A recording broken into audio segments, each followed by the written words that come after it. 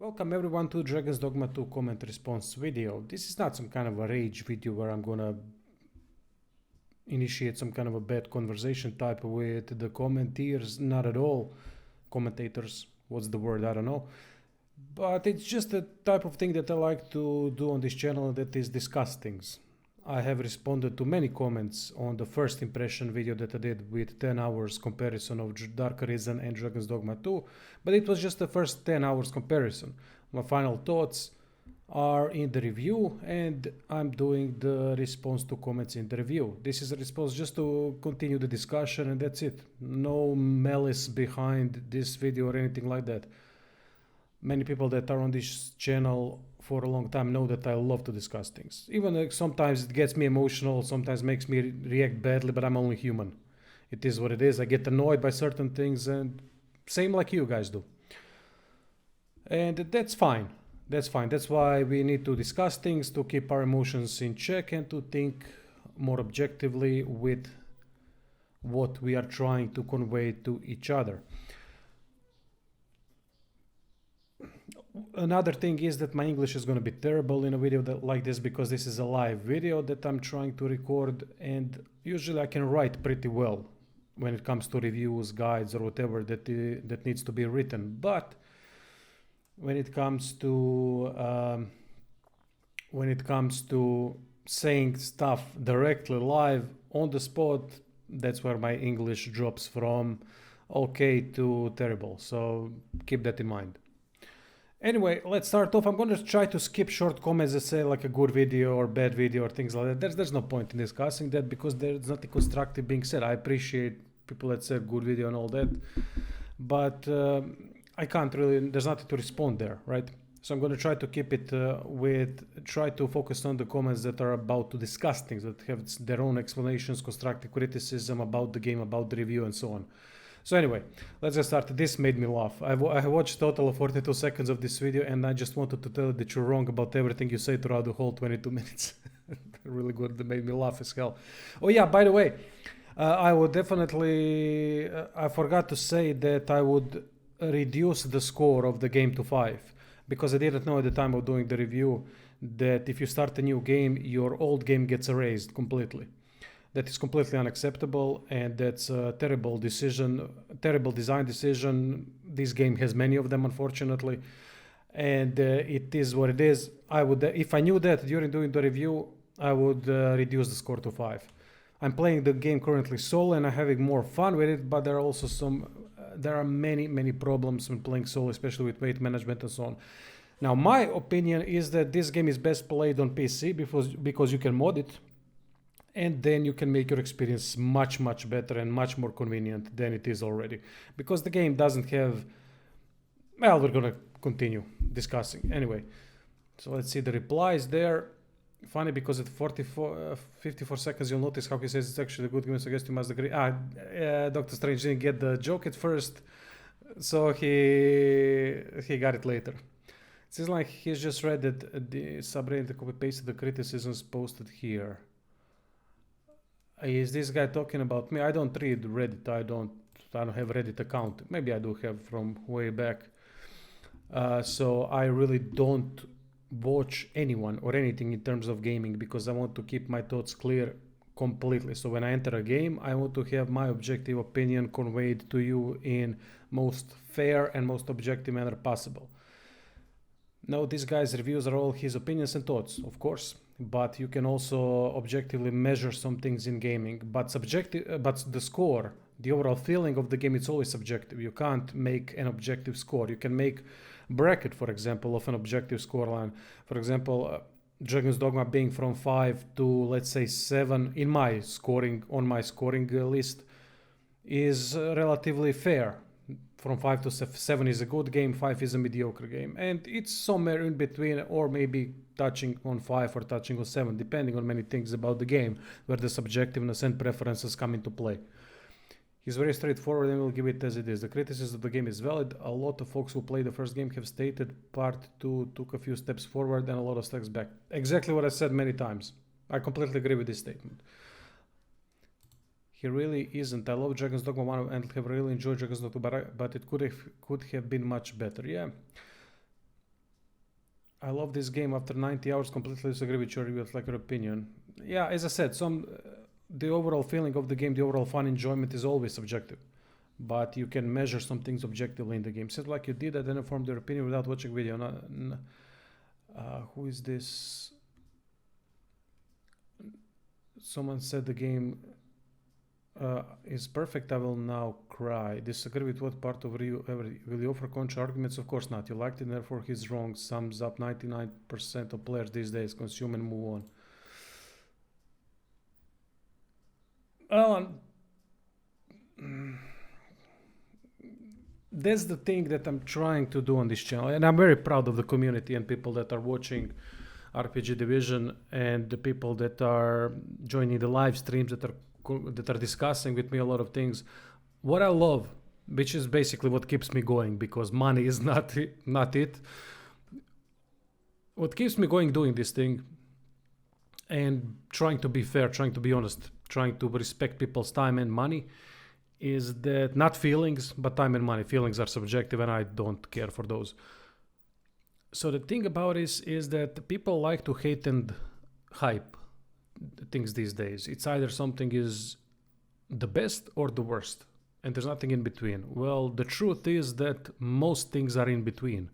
Most games today are 5 or 6 on the score, on a criteria, 5 being mediocre or average game, and then slightly building up. I'd say modern video gaming is about, especially AAA gaming, overall, I mean, it's just a subjective analysis, of course, but I would give it 5 or 6 because they should have been done much better with the technology they have. All right, disagree with the traveling. I enjoy the traveling and exploring in games. My opponents never lagged behind for me. Gold seems very easy to come by, especially when you sell materials. Good video. Just because I disagree doesn't mean that it's not one. See, this is a fair comment. I like this. We don't have to agree. I like when people disagree. That drives discussion forward. So we all have counterpoints and counter arguments. That's how brain develops. That's how you get more things to think about. Reason behind this is that you can't, if you're constantly in your own mindset and no one challenges that mindset, you become very comfortable with it, and it's very difficult to take you out of it. Even if you're wrong, so you need to be challenged, because if you have a good argument, you might just strengthen it because someone challenged you, and then you just proved someone that they could be more wrong than you, which means that your argument or the original point was good, so it just strengthens it. Or then if you try to rethink it and see that you might be wrong a bit, that some things you've missed, like I've missed the new game thing, it happens. It is what it is. Then it just makes you think more. And when you think more, you come up with stuff. You just come up with more points to prove your point or to maybe question your own point. You should always question yourself about things. Confidence is a good thing, definitely, but always try to question yourself. So here's the thing with the traveling in Dragon's Dogma 2. Dragon's Dogma, not Dragon's Dogma 2 system is quite good. Port crystals, fairy stones, all that. That's really good. I like the system, but if you do it wrong, if you put it in a game like Dragon's Dogma 2 with huge map, with the way it's designed, with quests and all that, it becomes detrimental over some time, because the world cannot sustain the fast traveling system, because it takes a lot of back and forth, and because there's no eternal fairy stone and there's very few port crystals available, you will waste a lot of time, and that's not quality time wasted. That's not quality. That's not Rockstar quality time when you go into GTA or Red Dead Redemption and then you really do stuff. No, there's nothing here. You're doing the same fights. You're opening chests that I don't know, 40% of the chests open, you're gonna get some kind of a resource or material. Then on another 70%, not 7, sorry, another, let's say 40% are stuff that you can buy from the shops, and another 20% is, I forgot what was the first percentage, but you get me. About 80% of loot in this game is obtainable everywhere, through shops, through other ways of getting materials and so on. But 20% is unique, and that's good, but it needs more of that. Unique meaning that you can't find things anywhere else. Unique loot is important because it creates a surprise factor.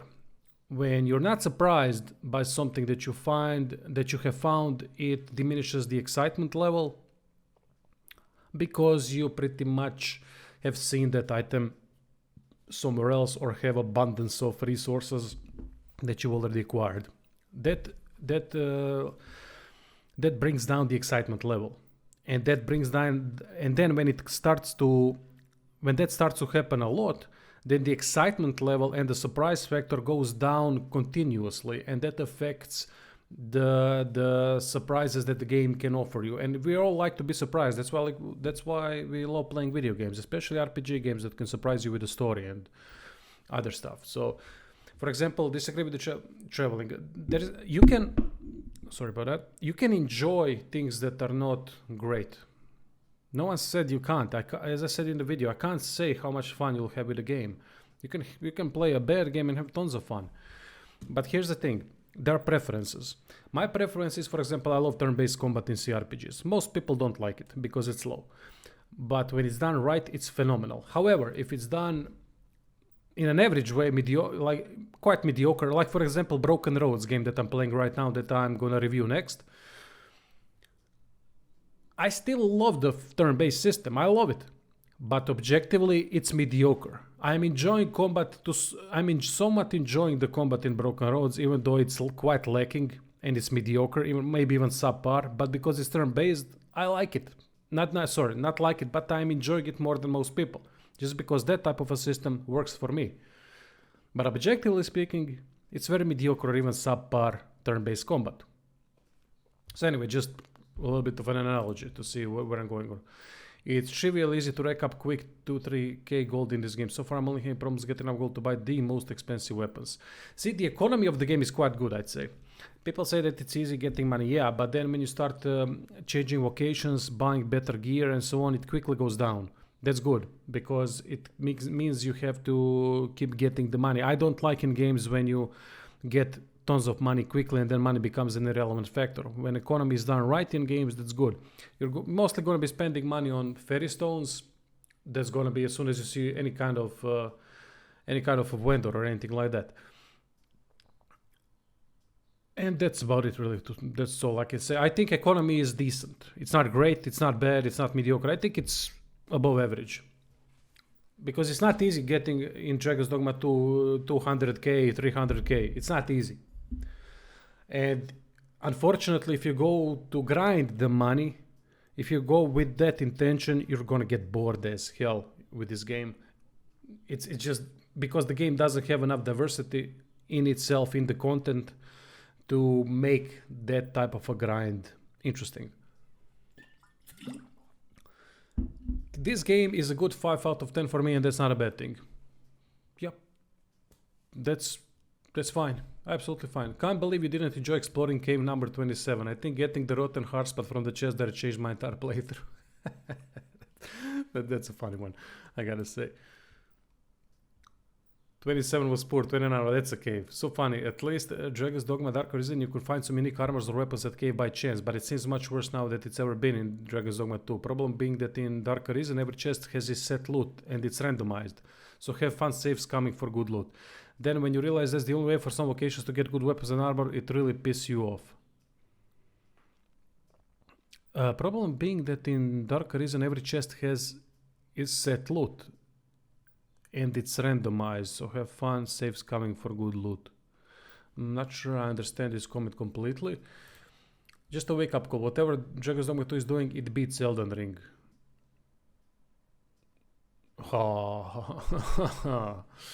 I don't think Elden Ring is a masterpiece, but no.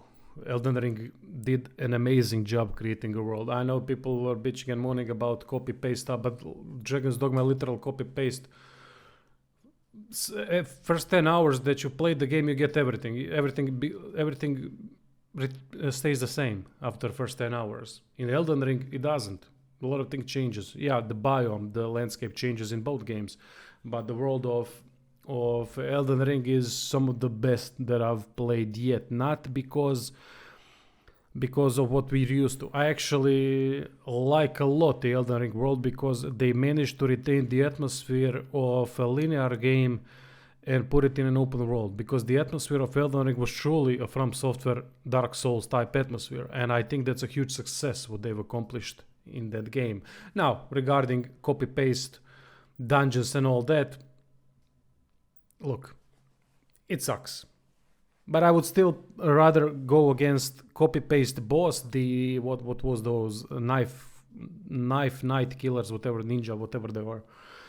I'd rather go against 4 of those, but if they provided the challenge, because the balancing was atrocious in Elden Ring, it's even worse in Dragon's Dogma 2. I would rather fight those than 2 more normal enemies. And in Dragon's Dogma 2, you have too many fights with just normal enemies. But sometimes even fighting a pack of normal enemies is more fun than fighting a monster type enemy. Because monster type enemy AI is atrocious. Something I forgot to mention probably in the review. It's atrocious. Now that I'm playing solo, I can see the bad AI completely from the enemies. Elden Ring was literally riding horse through copy-paste enemies to get to copy-paste catacomb and fight a copy-paste boss to open a shed an item with 80% chance that item feature build. Elden Ring sucked. See, this game at least makes the act of exploration meaningful and fun. That's actually wrong, because it doesn't make it it makes it meaningful and fun for the first 10 hours until you figure out how the game works. Then that whole meaningfulness disappears, because stuff you get, as I said, 80% stuff that you get in Dragon's Dogma 2 can be bought elsewhere. So that's not meaningful. Meaningful is in Elden Ring, where you got to a dungeon, even though it was a copy-paste boss that you've seen many times, you have usually found something unique, a unique weapon, unique armor, something. Much more diverse loot is in Elden Ring, and that's not even debatable. And one more thing, you say that copy-paste enemies in Elden Ring. Yeah, there are, but there are also unique bosses, completely unique bosses that we haven't seen before in Dark Souls games. Some of them, yeah, design-wise are similar, but what does Dragon's Dogma 2 have? Tell me again. In terms of bosses, it's all the same. They've added Minotaur, which is fine. I haven't even found Medusa yet. I don't know where the fuck that thing is. Elden Ring, it can't... Elden Ring bosses being compared to Dragon's Dogma 2 monsters is not realistic, because these are just monsters in the world, while they don't really feel like bosses, most of them. It's just like some kind of a mini boss for me, unless you're fighting a dragon. Dragons really do feel like bosses a bit. So in that regard, yeah, it's not even comparable. It's not even comparable, man. Elden Ring does that far better than Dragon's Dogma.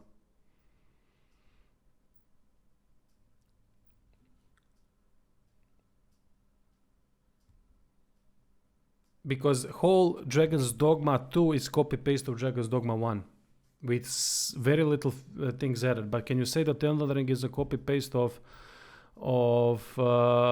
Dark Souls? In terms of asset use, definitely. But what they did with Elden Ring, they changed the complete fucking way the game is played. It's now an open world, and that's a huge challenge, going from linear to an open world. Because most developers these days do Ubisoft sort of open world, which is fucking shit. And there's a big difference.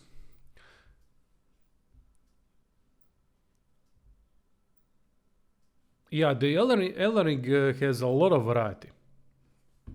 But yeah, daring someone to PvP to win an argument is embarrassing. I agree there completely. Yup, it has way less enemy variety, definitely. As I said earlier, Elden Ring at least has caves with more visual variety than all the same looking ones in Dragon's Dogma 2. Yes, but not by much. Every single chest in Elden Ring is set loot, so I have no clue where you get that 8% chance idea from. Maybe that's just from some unique enemies or maybe unique bosses that can drop. Maybe not unique bosses, maybe those copy-paste bosses in Elden Ring can drop... have 80% or maybe 10%, 20% to drop something. I don't know. What's funny is the pawns say how disappointing it is to reach the chest and obtaining low quality rewards. Yeah, that's actually... Pawn system is fantastic in the game. Too bad the balancing is so bad that you really want to play without them. 60 or 70% of the time they are annoying as hell. Constantly repeating the same shit. But sometimes they really do say some funny things. Like it's tedious exploration. They also say that. But the reason, did you see the ladder?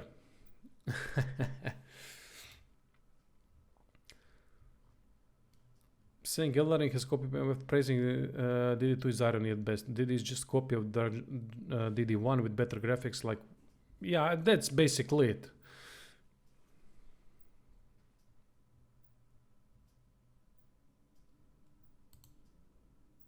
Talk shit, get hit are street rules, bro. Matt, you're on the internet. Chill out. Your opinion is not valid because it's not backed by facts. That's the reason why your opinion is not valid.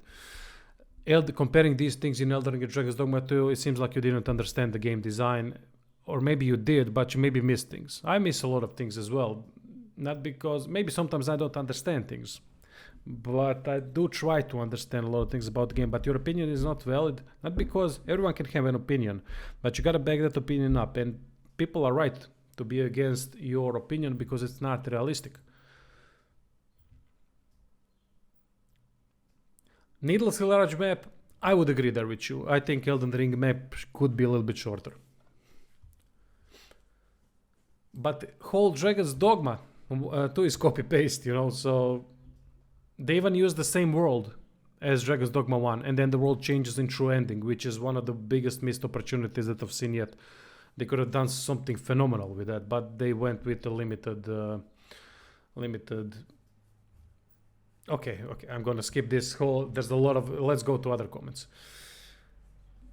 The comment thread is large, so I'm not gonna go through everything. Of course, thank you very much. I appreciate the compliments. I wanted to play this game, but I found it after I found out about the pointless DLC. I'm done with scummy devs. Yeah, DLC, the monetization is completely pointless. It's not important in the game that much. But it seems like it has stifled the game design at least a little bit, not by much, but at least a little bit, so they don't do anything better, and then said they don't improve things to a bigger degree from Dragon's Dogma Dark Arisen, because I think they just wanted to monetize fandom of Dragon's Dogma by creating Dragon's Dogma 2, and they didn't want to change many things because it's easier to create a game like that. You just copy paste assets, the world is pretty much the same. It looks phenomenal. It's one of the best looking worlds I've played yet, aesthetically. But overall, they really didn't do much to upgrade the game. Unfortunately, Dragon's Dogma 2 is still in the same bracket. And I think, and what pisses me off is that Capcom could have done so much better with Dragon's Dogma to make it truly an amazing game. But the game, in my opinion, doesn't have the potential even to reach there, even if they fixed everything, because there's too many problems.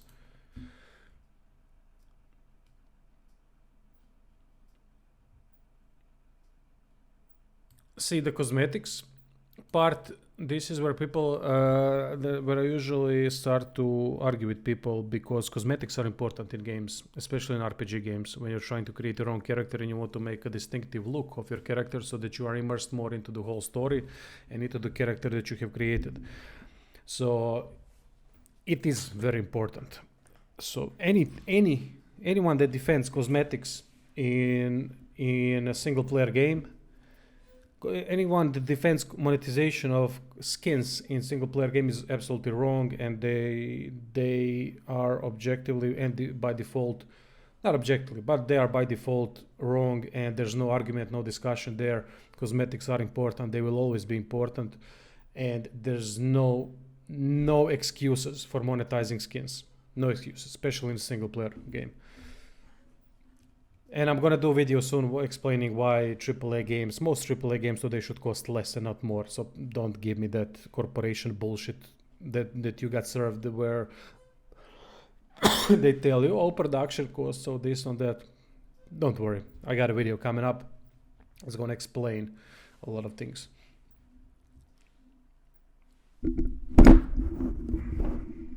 As my microphone falls for this umpteenth time. And I got a hair on my fucking tongue. That's why I'm trying to clear it. It's not. I'm not giving you the tongue. Oh, FIFA is fucking broken.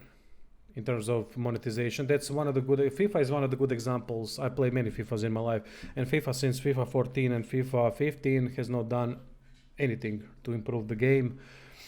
You can buy FIFA 14 for a couple of bucks, and you can get pretty much similar experience to better experience than you will get today. They went with focus on over monetization for the Ultimate Team, same like NBA 2K. NBA 2K is worse by the year, and that's what FIFA is doing for 10 years now, being worse by the year. All right, let's keep going. Haven't played this yet because of microtransactions, but I was a huge fan of the traveling in Outward. See, I did play Outward, but I did play it when it released. I hated the traveling. Absolutely hate when game wastes so much of my time. I just don't like it. But Outward, honestly, I don't know. I don't want to talk about it because I can't remember. My memory is trash, by the way. So when I try to recall previous games, a lot of times I'm completely wrong because I can't put myself back in that mindset when I was actually playing the game. I can't visualize the game that I played before. This game has a ton of things holding it back, and microtransaction is the least of the problems. I would actually agree with this statement. But when you think about it in a more broad term than microtransactions, the reason why microtransactions exist is because they have a purpose. And because if they didn't have a purpose, they wouldn't exist. So for microtransactions to exist, they need to have a purpose. And that purpose is doing something to the game so that the microtransactions would have a purpose. And by that definition, it stifles the game design. At least a little bit. Microtransactions are not a problem in this game, but when you start thinking about how the game would be if there were no microtransactions, if they had nothing to sell, then we have an entirely different discussion that would most likely make Dragon's Dogma 2 a better game if there were no microtransactions to purchase at all. But that's a big if.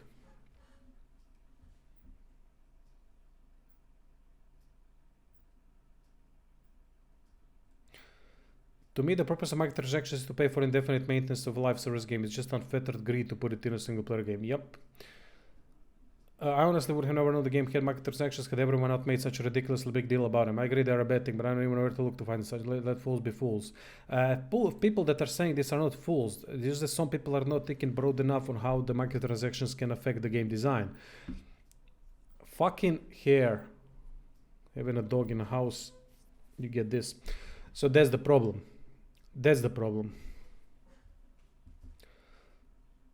And I also have a video in the next video where I'm gonna explain the AAA, why AAA should cost less. I'm gonna also cover this point. People have been and will forever be separating them from their cash. True, but it's a thing of education that I'm not gonna cover now. But I have an answer for that too. The best thing about the first game was the delicious combat. This game is just as fun in that respect. I agree. Except for the balance. It is a game for fans of the first game, so in that respect it is a big success. I completely disagree. If you're a fan, that means that you have been conditioned to certain things and that you have a problem with the changes. Changes of Dragon's Dogma 2, as many have said, are one step forward, one step backwards. So they are basically at the same thing. Problem with combat, Dark Arisen has much more challenging combat. I honestly liked fighting more in Dark Arisen because Dark Arisen, even though I played only for 10 hours that game, but it annoyed the fuck out of me how many frequent fights it had, and that's one of the that's worse in Dragon's Dogma Dark Arisen in my opinion than in Dragon's Dogma 2. But the big thing about Dragon's Dogma Dark Arisen is that it is challenging. So you can be challenged at least for first 10 hours. In Dragon's Dogma 2, you are never challenged except for the first couple of hours. And that's the big problem. If you have predictability of an outcome, and that is that you're gonna destroy opponents in a fight, it creates less excitement. Excitement comes from a challenge. More excitement comes from a challenge when you don't know the outcome. You know that eventually you're gonna beat. Same like in From Software games. Eventually you're gonna beat the boss. But you don't know if it's going to be in that exact encounter. It might be 10 tries after, it might be 20 tries after. Fuck, I was on that smelter demon bastard in Dark Souls 2 for days. But I never knew if I was gonna beat it. And that's the thing. In Dragon's Dogma 2, you always know the outcome. Always. Because you'll be dying maybe a couple of times. I'm a noob when it comes to... I was a noob when it comes to Dragon Dogma. But even I died 3 or 4 times during the first playthrough. That's just... something's way wrong. You can't have that easy of a game. I understand the AAA gaming wants to be cuddling and cuddle your feelings when you get your ass kicked in a game. You have outcome predictability, then the interest in the game wanes eventually. You have to be challenged at times, especially in role-playing games. Otherwise, what's the point of building a character, building relationships with pawns, creating different party setups? What's the point if you're never gonna have to use anything to get through the game? I'm struggling to get through it. I'm finding it repetitive and somewhat boring. Maybe I'm getting old. Maybe I expect too much from games these days. Dragon's Dogma 2 is repetitive. There's no doubt about it. That's a fact. Now, boring is a feeling. I will call it I don't know if I'm wrong about this, but my take is that tedium is a term that can be more objectively put into sentences, but boring is your preference, meaning that you might or might not be bored, but tedium comes from repetitiveness, and it seems like it does sound like a more of an objective term than boring. But I don't know, maybe I'm wrong. English is not my first language, so I'm just trying here.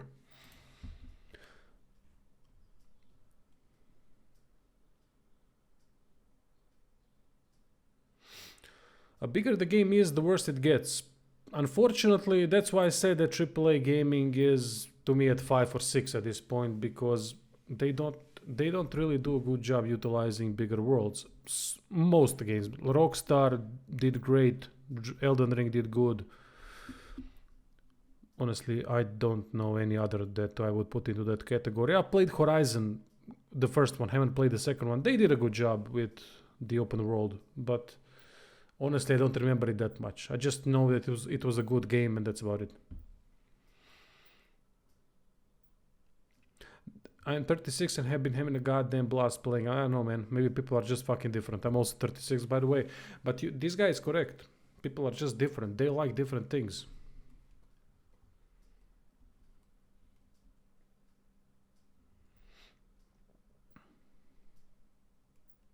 Dragon's Dogma was always me. Dragon's Dogma 2 was always version 1.2.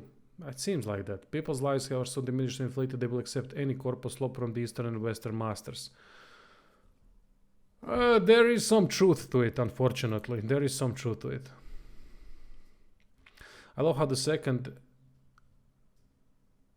the number 2 is nowhere in the actual game. It just says Dragon's Dogma. Yeah, that's because of the true ending. I don't know why they did that, but that also kind of proves the point that they just copy pasted the whole Dragon's Dogma, and then look, we have a sequel for the last hour, 2, 3 that you're gonna play the game.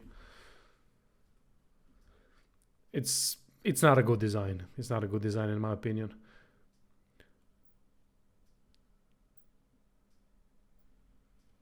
Fair review. That's all I want. That's all I want. I'm trying to do fair reviews. I give the games the fairest chance I can, the best way I know how to, and that's about it. And then it's up to you to decide if you want to buy something or not. I can't give you any sort of info if the game is worth it or not worth it for you. That's completely subjective. Now, combat is not lacking. I wouldn't say that combat is lacking. The problem is the balancing. But the combat itself, the system itself is good, but I would definitely put more skills that we can use in combat, because there's way too few skills. I know that we have those basic core skills on triangle and square buttons on PlayStation, right? But I don't know, I'm missing more skills to be used that I have so that I don't have to change them all the time.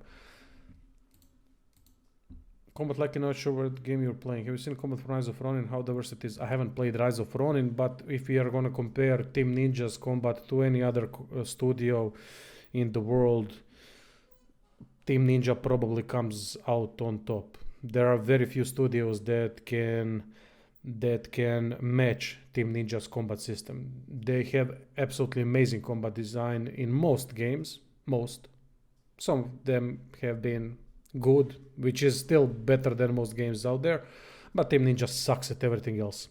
Character progression is also good in most games they do, but that's a Team Ninja video, not Dragon's Dogma. I have played the game 160 hours, explored everything, did 100% on it, installed few mods for difficulty in New Game Plus, and had a good time. Yeah, about New Game Plus, also another reason about New Game that I would lower the score to 5, because New Game Plus, which I also didn't know at that point, I just thought I was too strong, but enemies do not scale in New Game Plus. So basically you are even more powerful and there's even less challenge. Fucking ridiculous designs. That's what I'm saying. This game has brain dead designs all over the place.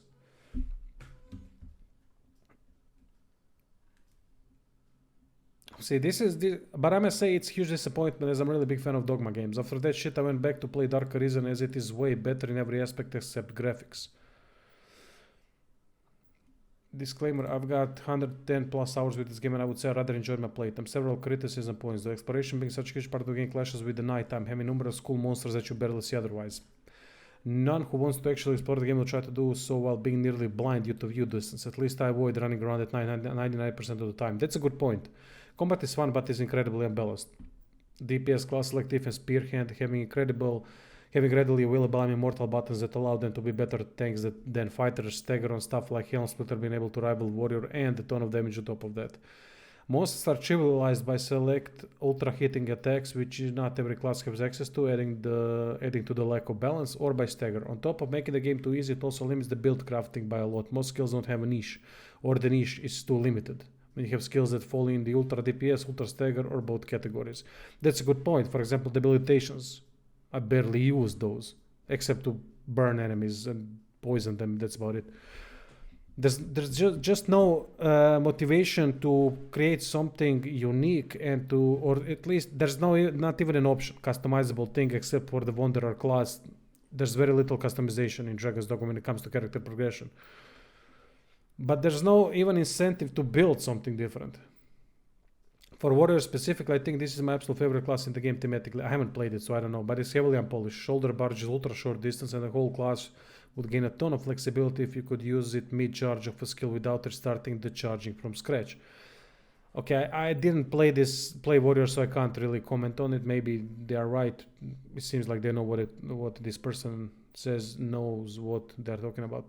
Going back to the World Quest, holy cow, the quest system is bad. Yeah, it is.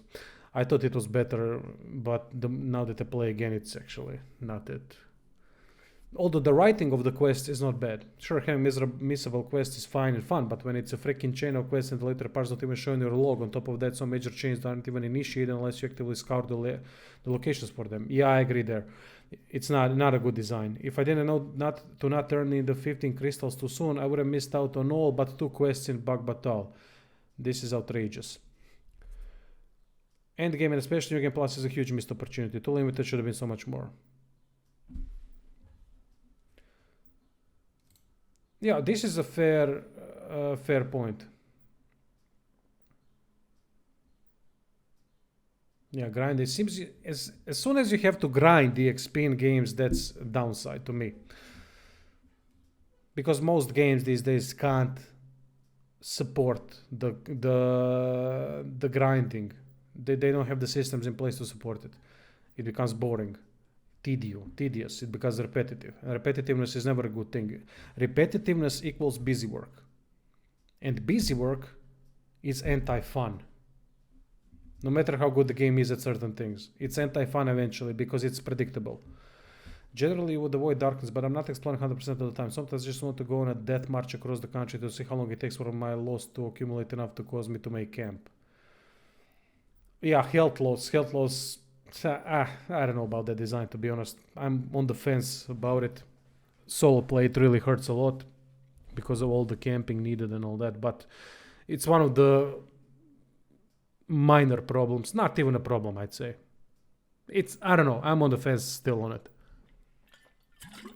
Because the game still forces you to use insane amount of consumables in fights. So what the hell did they accomplish with it? Not much.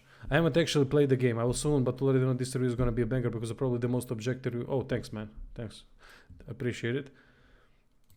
My biggest gripe is why did they limit our skills? Devastating is the reason why Dogma was so fun. It's the only game so far that's just plain fun. No story, no side quest, just pure fun killing monsters. I feel monsters are lacking, end world is bad versus Dragon Dogma 1. Side quests are left wanting more. It's a good and bad in Dragon's Dogma 2. Romance was made worse. I don't give a crap about romance.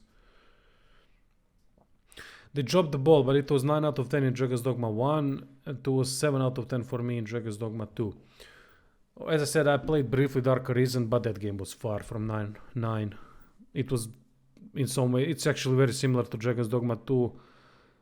Those first 10 hours that I played. But I can't comment on the later parts, because people say that there is an end game to Dragon's... I don't know why I have headphones. So anyway, a game that runs this poorly shouldn't be more than 3 out of 10. Also, it was super woke. I wouldn't say that. I mean, I can see the sentiment behind it, because the game that runs this, there shouldn't be games that run this poorly and then they give you a full price that you have to pay. I agree with that, but they fixed it a little bit by the time this video that I'm doing right now. So they did fix it a little bit. It was super woke. Yeah, in terms of putting women, feminism, a lot of feminism today. But it's even worse in the game that I'm playing now, Broken Roads. Jesus Christ. It's really getting me annoyed, because they don't give female characters a way to build their character besides being a woman. That needs to be strong, woman and all that shit. I got no problem with that. But I got a problem when you are superficially written character with no depth, or are just there to fill the quota. I've only played in short bursts, so about 15 hours in, and had to download a few mods to fix major issues that were taking the fun out of it. It's been great for me with the mods installed, and I hope we continue to get more mods and content from the developers. As I said, I think the best way to play Dragon's Dogma PC, if you have a good PC, I don't know the requirements for PC, install some mods, weight management, because weight management system in this game is fucking terrible. I mean, absolutely atrocious. Busy work, time wasting, it's shit. It's shit. 1 out of 10, that part. But they did improve the user interface for the inventory. So I guess 2 out of 10. In Dark Arisen it was 1 out of 10. Gonna guess, or maybe in Dark Arisen wasn't that bad, I don't know. Gonna guess Task Manager priority mode to change CPU priority. Any armor mode, because with 3 less armor slots and with how easy the game is, armor is already pretty much cosmetic. Yes, basically there's no diversity in armor, because if you pick one class, then they use that armor, then you just have 4 basic attributes that are scaled through armor. That's it. Sorry, not 4. Was it 6 attributes? Attack, physical defense, magical defense, 4 attributes, right? And there's no customization there. So the whole character progression system is hit and miss. Vocation is good, but there's lack of customization, except if you're going for the Wanderer. No stamina drain outside combat. Yes, that's a must-have mod. And lastly, Wild Loot removes certain weapons from shops and then swaps stats around to ensure weapons found in chests are always better than shop weapons. Oh, that's a good one. That's a good one. How the hell do developers not think about those things? I mean, that's fucking ridiculous. Jesus Christ, I mean, you're creating a goddamn game. You almost got all of them, also use the mod that enable. Okay, God bless the modding community. Yeah, thank you modders for everything, really. The modding community should not exist to make games decently playable, though. Absolutely agree with that. That is meant to be the developer's responsibility. This is an expensive game too. Yep, I agree there, because developers should make the best product possible, and then modders can make it even a little bit more diverse to give you more replayability, incentive, and so on. If you want to enter Batal, wait by the gate for a cart with a roof. Enter, wait for it pass, and boom, you're in. 007. Okay, I don't know what 0, I mean Bond, what? Okay, but that's a nice thing to do. Good little thing. People always believe a lie instead of believing they were lied to. Because then I'd have to believe in the truth that I'm a dummy. We all are, mate. We all are eventually. No one in the history of this world has gone through their life without becoming a dummy. At least once. That doesn't mean that if you're a dummy once, that you're a dummy your whole life. No. Shit, we've all been stupid, mate. It's fine. It happens. Watch my previous videos or something. I've said plenty stupid shit that I don't agree with today. Just times change. You change a little bit. Let's be real. If they weren't selling port crystal for real world money, there would be a stationary one in every major town like every other game ever made in this genre, including the previous century. That could be potentially real. What Wildcat said here, I think that's the part of the game design that microtransactions can affect. To what degree, we don't know. None of us can know unless we work at Capcom, right? To see if they really thought about these things and how they would not improve the system, because they went backwards. They reverted back to Dragon's Dogma 1 system for fast traveling, but on a larger map, with same amount of diversity as in Dark Arisen. That's not a good thing. So you're making ever-increasing tedium accumulating quickly. Quicker than before. There wouldn't be, because that's not how the Dragon's Dogma is. Regardless, it's fast traveling in the game. We had the cards and the fact that you can get more than enough port crystal pretty easily in the game. That's not true at all, because you can get 3 early port crystals in the game and maybe 4th through Sphinx puzzle. But, well, actually it is true. You can get them early on. Oh, it's fine. That's not a problem. But the problem then is the fairy stone thing. This game needs eternal fairy stone, period. And Ox cards are hit and miss, because Ox cards are also a time wasting dynamic, because you get through raids that are occurring at the same way all the freaking time, same monsters attacking the Ox cart on the road. So it increases repetitiveness, tedium, and waste of time. And then they destroy the cart often, and then you have to walk, which increases more tedium and time wasting. So it's not a good system, definitely not, because the game does not have diversity and quality of the content to support so much traveling. And one more makes a difference. Doesn't make much of a difference, but makes a difference. There's a difference between that. Found the parrot complaining that never played the game. Found a fanboy blindly defending the game. Yeah.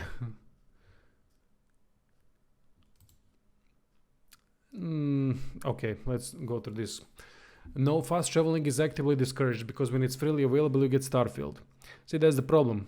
Don't compare anything to Starfield. Starfield is crap, okay? They destroyed their own. They're probably the only thing that Bethesda did good, and that's exploration. But that's also part of not lacking, but removing role-playing elements from their games. Basically, they are not RPG creator anymore. They're doing action shooters and more action-oriented games than RPGs. Yeah, that's what we got. But Capcom didn't do a good job with it. As I said, the idea of this Port Crystal Fairy Stone system is good, but the implementation is more important.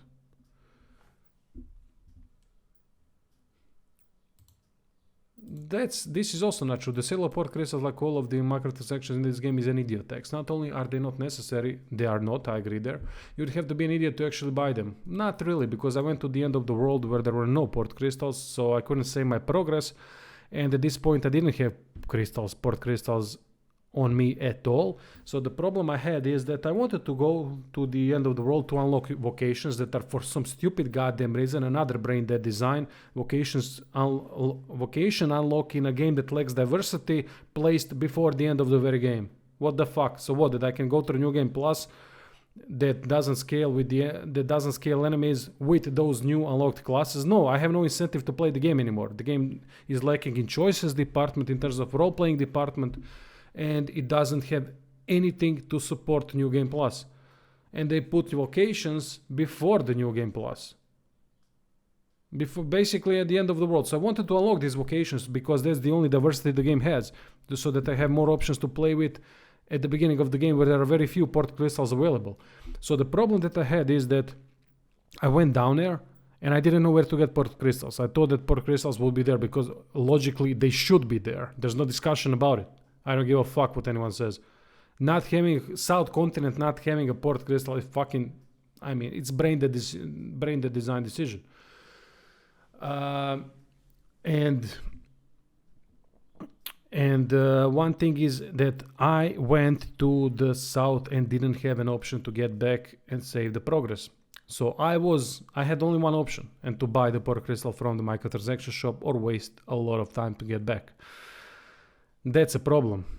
When the game even gives you one solution, when the game gives you one path, one option to follow, and then the only solution for that option is to buy the microtransaction, then that's a bad thing. So there's no excuse for port crystal microtransaction, there's no excuse for lack of port crystals in the game. That's the whole point. Or I could spoil the game, see when I get the port crystals and where I get the port crystals, which is anti-exploration, which is spoiling, that surprise factor I was mentioning earlier. That's kind of a design decision that doesn't go well together. That's why the fast travel system in this game is bad, because it doesn't gel with the rest of the game. The game can't support it. That's the problem. An RPG Division, why are you acknowledging these false comments? What false comments?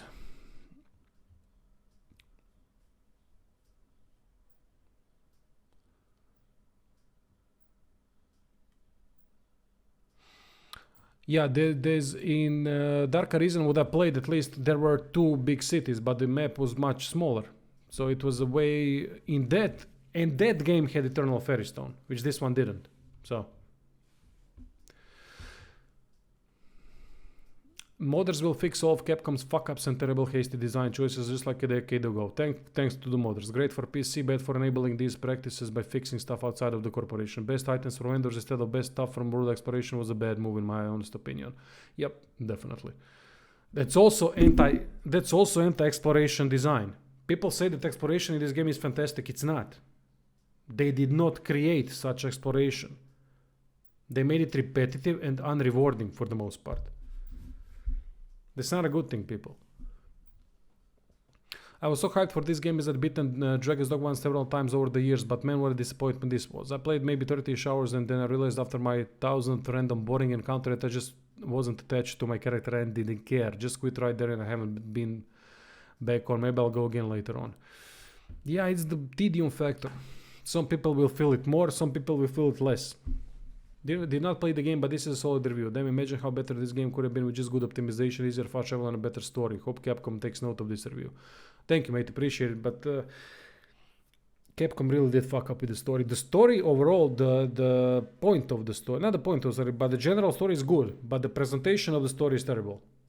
The way they've done, it doesn't have a conclusion. It goes just like they cut out a certain part of the story and just moved on. And in role-playing games, story is important, whether you like it or not.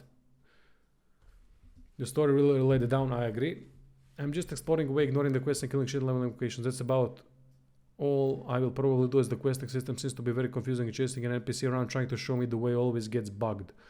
Oh man, NPCs and bugged, Jesus Christ. You're absolutely right, George, because that annoys the fuck out of me. I mean, we had a thing on the stream as well where one bastard didn't want to follow me, so he pulled all the enemies that he could pull, and going on the other path, and Jesus, it made me so fucking angry, man.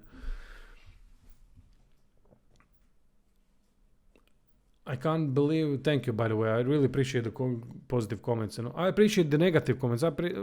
Constructive negative comments, and I appreciate your thoughts on the game as well. I cannot believe the most YouTubers saying it's like Elden Ring and Baldur's Gate 3. It's not. It's not on that level. It can't be. I mean, it just isn't. This game is nowhere near. Yeah. When it gets cracked, I think that's fair. Personally, I love this game. All fine. Personally, as the person says personally, as soon as you say personally, that's all you have to do. There's no Sphinx nipples, although the game is mediocre at best. I never really did. I did Sphinx. Did I do Sphinx? I can't even remember. I feel ashamed to have fallen for the hype, to be honest. Still, there's fun to be had and nipples to install from Nexus mods. 90 hours and I still didn't attend the coronation mission. Absolutely hooked on the game and I can't deny what you say seems absolutely spot on.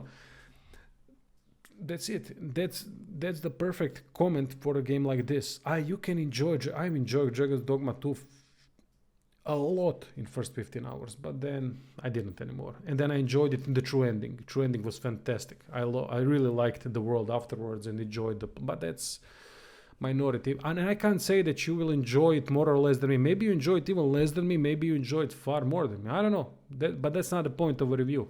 I can't tell you. The fakerism just disappears. That's the problem because they cut out that part of a story completely to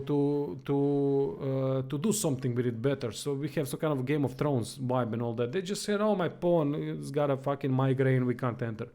We are going to fuck out, grab a sword, kill some dragons and so on. Done. Story done." They really fucked up with that.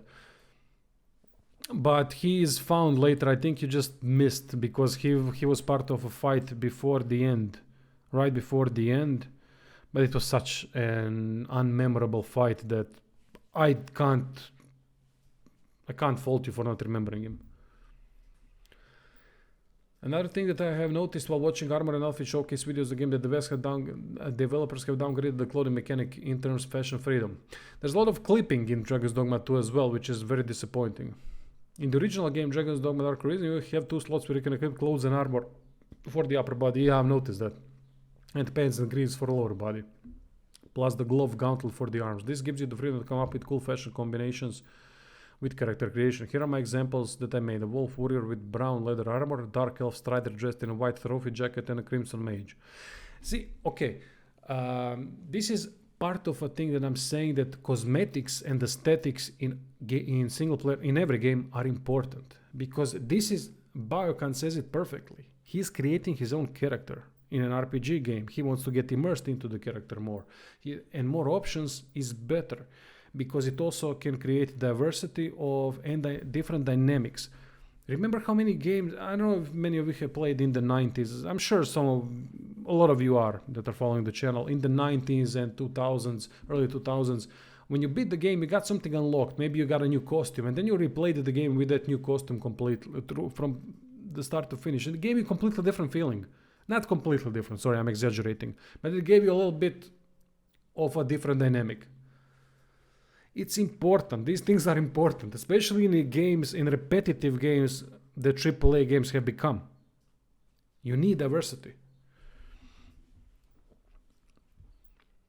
Now with Dragon's Dogma 2, the devs just said, fuck it, combine the 2 cloth armor and gloves into 1 armor set and call it a day. Yeah. Say you like a piece of armor but you didn't like gloves or greaves. Well, tough luck. You can't change it, which is a bummer. Dragon's Dogma 2 has badass armor sets. Yeah, I agree. It has fantastic armor set designs and lovely skimpy outfits. Those two. But I don't miss level of freedom of the original game. Maybe there is a Barbie doll game that's more suited to your needs. I mean, that's just a dumb comment. I don't know what to say otherwise.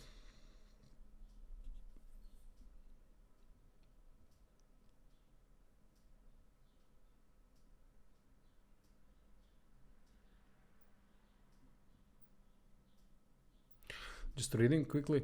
I understand why they did it, but I don't agree with it. It's because in the original and in Dark Arisen, a lot of vocations just lacked gear outright in comparison to others. Fighters, striders, mages had great gear progression across the board, but warriors lacked good looking armor up until the end game. Rangers and sorcerers lacked good weapons. Literally, they have only access to less than 10 weapons, while fighter has like 25 plus swords for the whole game. And good looking armor for a long time until post game even.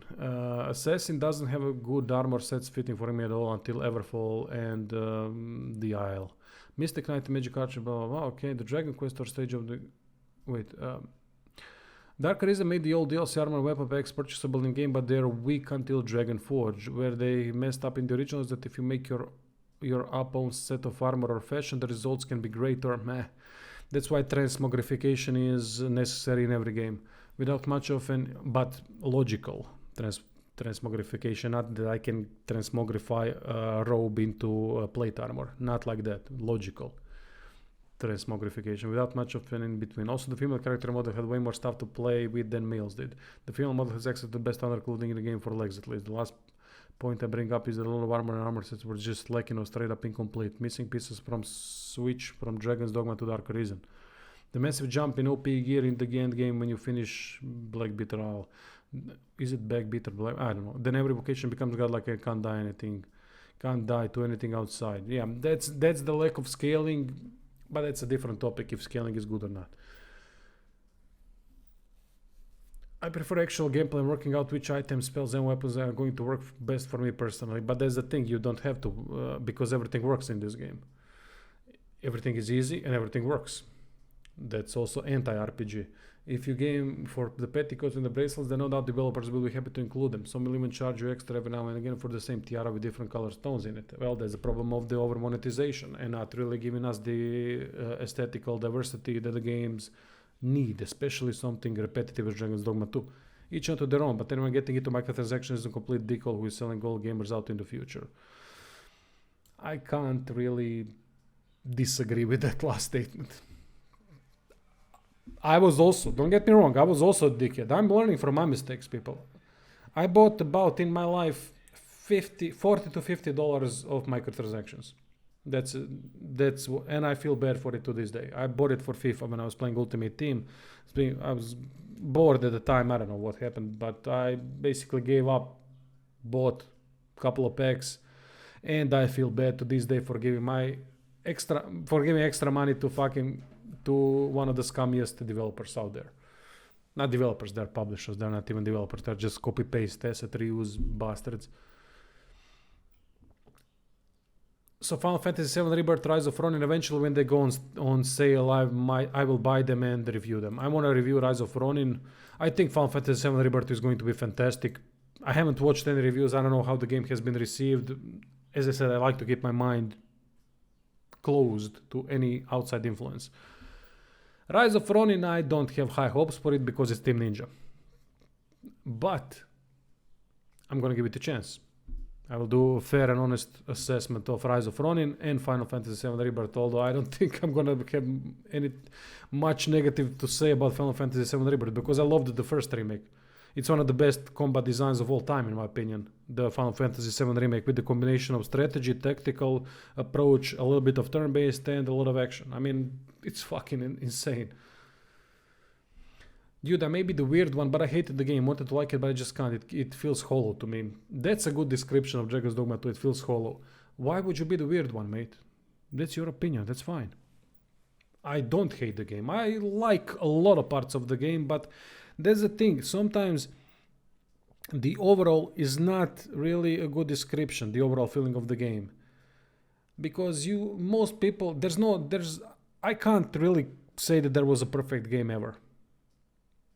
The only game that we talked about that the other day on the stream, the only game that I can really think of, but maybe I'm wrong about that because my memory sucks, that is phenomenal in almost everything, and the worst parts of it were at least good. So it didn't have even mediocre parts about it. It was Metal Gear Solid 1, Metal Gear Solid 3, maybe second one wasn't as good as those, but it was close to that. Metal Gear Solid 4. I don't know any other franchise that I can say that everything is good about the game. I just can't. I don't know. Maybe I'm wrong about those two. Maybe I just don't remember. But at least I'd say that Metal Gear Solid 1 and Metal Gear Solid 3 are basically the closest games you're going to get to fantastic, to being perfect, right? For what they want to be. Don't come back with me. They don't have an open world. It's not an open world game. You don't have to have an open world.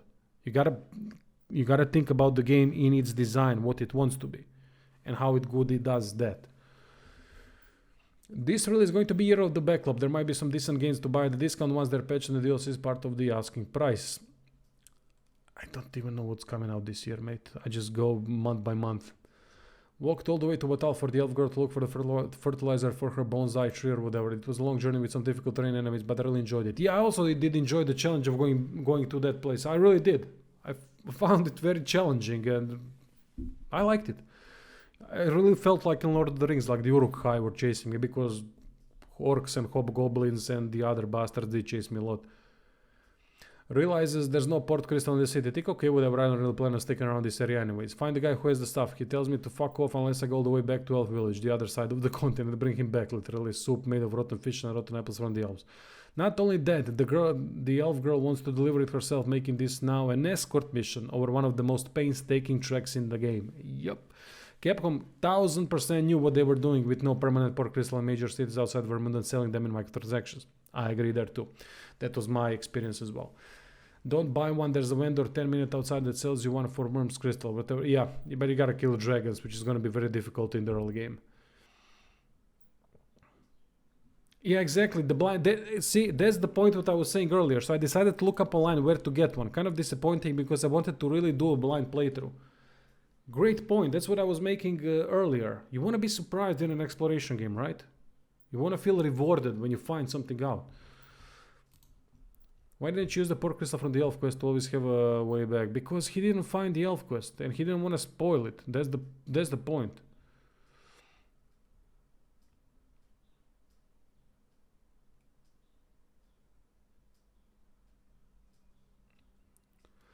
For example, the problem with the port crystal, I was in a lot of situations on the stream where I was explaining people, see, this is where Eternal Fairy Stone and more travel options would make the game better.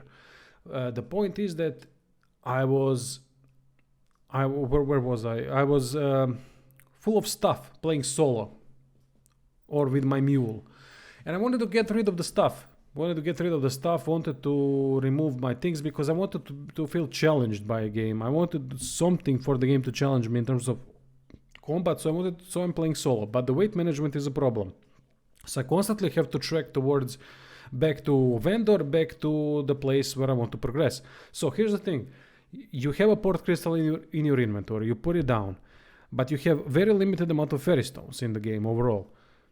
So for me to go back, use the fairy stone, put down the port crystal where I'm at, go back with the one fairy stone, and then go back with the port crystal that I just put on the ground to continue the progression, that would take 2 fairy stones.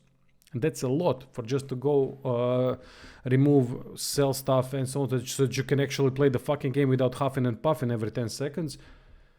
And then I can't do that because I'm so limited in the amount of fairy stones that I have. That's the problem. Eternal Fairy Stone is a must for this game. If I had an Eternal Fairy Stone, I could put the portable port crystal back where I'm, not back, but where I'm at this exact point where I can't go anymore because I have just too much stuff. Then go back to the city with the Eternal Fairy Stone. Go back to the portable port crystal, pick up the portable port crystal. Easy. I've saved myself 20 minutes. That's a lot, people. 20 minutes wasted on nothing. That's the problem with this game. Unicorn Overlord, thank you for mentioning. Many people have mentioned it. Maybe when I get through the operation, when I won't be able to play anything that's not turn-based, maybe then.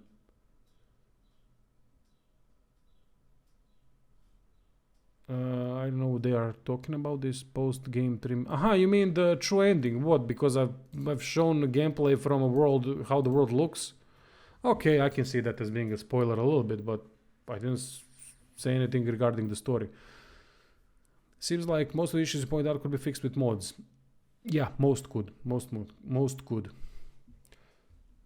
The only waste of time was seeing your opinion. Well, at least I provided one, you know. So who's wasting whose time here? At least if you watch the video, you will actually learn something.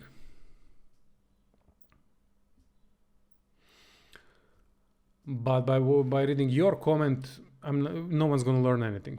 You have been brainwashed by modern games that you complain about, and when something good smacked you in the face, you hate it. Go back to. I can't stand Ubisoft games, especially the modern ones. But yeah, I mean, this is kind of a brain dead thinking that unfortunately a lot of gamers have these days, and that's why our industry in the shit that it is.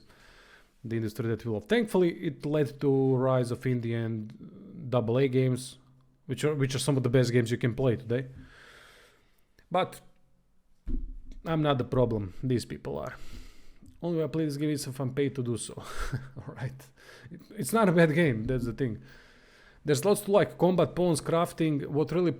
Crafting interface is quite fast and easy to use. I like it a lot. I like it. It's a good way to do crafting. What really pulls it down for me is it doesn't respect my time. Yeah, in fact, it actively abuses it. Running out of stamina, just running around, sitting on benches, waiting for stuff. Yeah. Oh man, I didn't even mention that in the review. How many quests have you had to fucking sit on a bench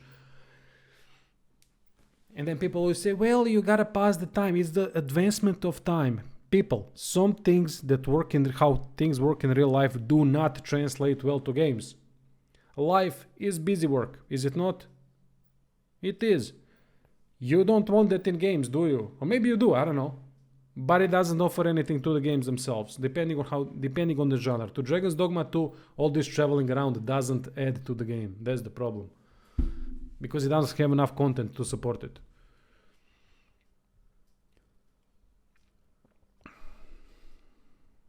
After 10 hours, extreme fatigue set in. Boring generic party members for sake of social pawn mechanics. Poorly optimized, not much loot, boring exploration, trash mob encounters. Man, this game was a lot of fun for those first 5 to 7 hours though. Just not worth full price. Yeah, I agree there. All the design problems you mentioned are features to me. I mean, feature, that's not a feature, mate. It's a game design. No. Or maybe game design is a feature, I don't know. Maybe it is. Maybe I just don't understand the meaning of the word feature. The real problem with Dragon's Dogma 1 Grannies wasn't the lacking enemy variety in general. It was lack of diverse enemy packs with that lacking enemy variety. Yeah, it's the same problem in 2. It would never be Griffin, Cyclops, Goblins all in one fight, but on Bitter Black Island that changed. That could happen from time to time. What would improve Dragon's Dogma 2 overall in the combat part would be taking an idea from BBI and make the whole game based around it. In BBI, when you killed enough enemies in one room, there was a chance a strong boss enemy or a pack of them could spawn on you. See, that's good. I actually agree with this comment. That would add a lot to the game. That's how the normal game should have worked. If you killed a weak enemy during the day and it was a few days ago, then in the daytime or nighttime, deadlier enemy would spawn at that location instead. Then make that apply to whole enemy swarms. For me, I'll wait until they do Dark Arisen Arena type area DLC for Dragon's Dogma 4 before I play it again. But that's the problem. Why didn't they do it already? We constantly fucking make excuses for these developers and publishers. It's not developers. I don't think developers are at fault in most cases. Fan culture is a massive issue in the gaming industry. Partially because of them, it's almost impossible to tell if products are decent until you use them yourself. We need more demos. I agree that we need demos.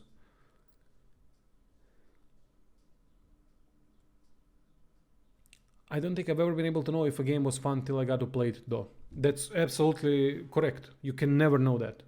You can have a bit of a preview by watching a review, you know, see what's going on, and then but until you actually play any game, until you feel the game, how it all works, you can't really know if you're going to have fun and how much fun you're going to have.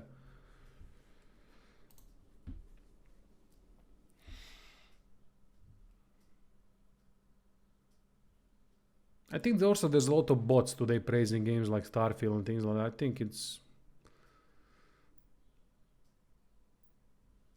See, okay, I agree. I'm just starting to think it's even dodgier harder now than it ever was. I see reviews and gameplay for games that look terrible. Starfield, for instance. And the comment section full of people raving about it. Yeah, I think a lot of those are bots. Other games like the new and improved but absurdly named The Lords of the Fallen looks like it should be worthwhile, but a lot of people say it's trash.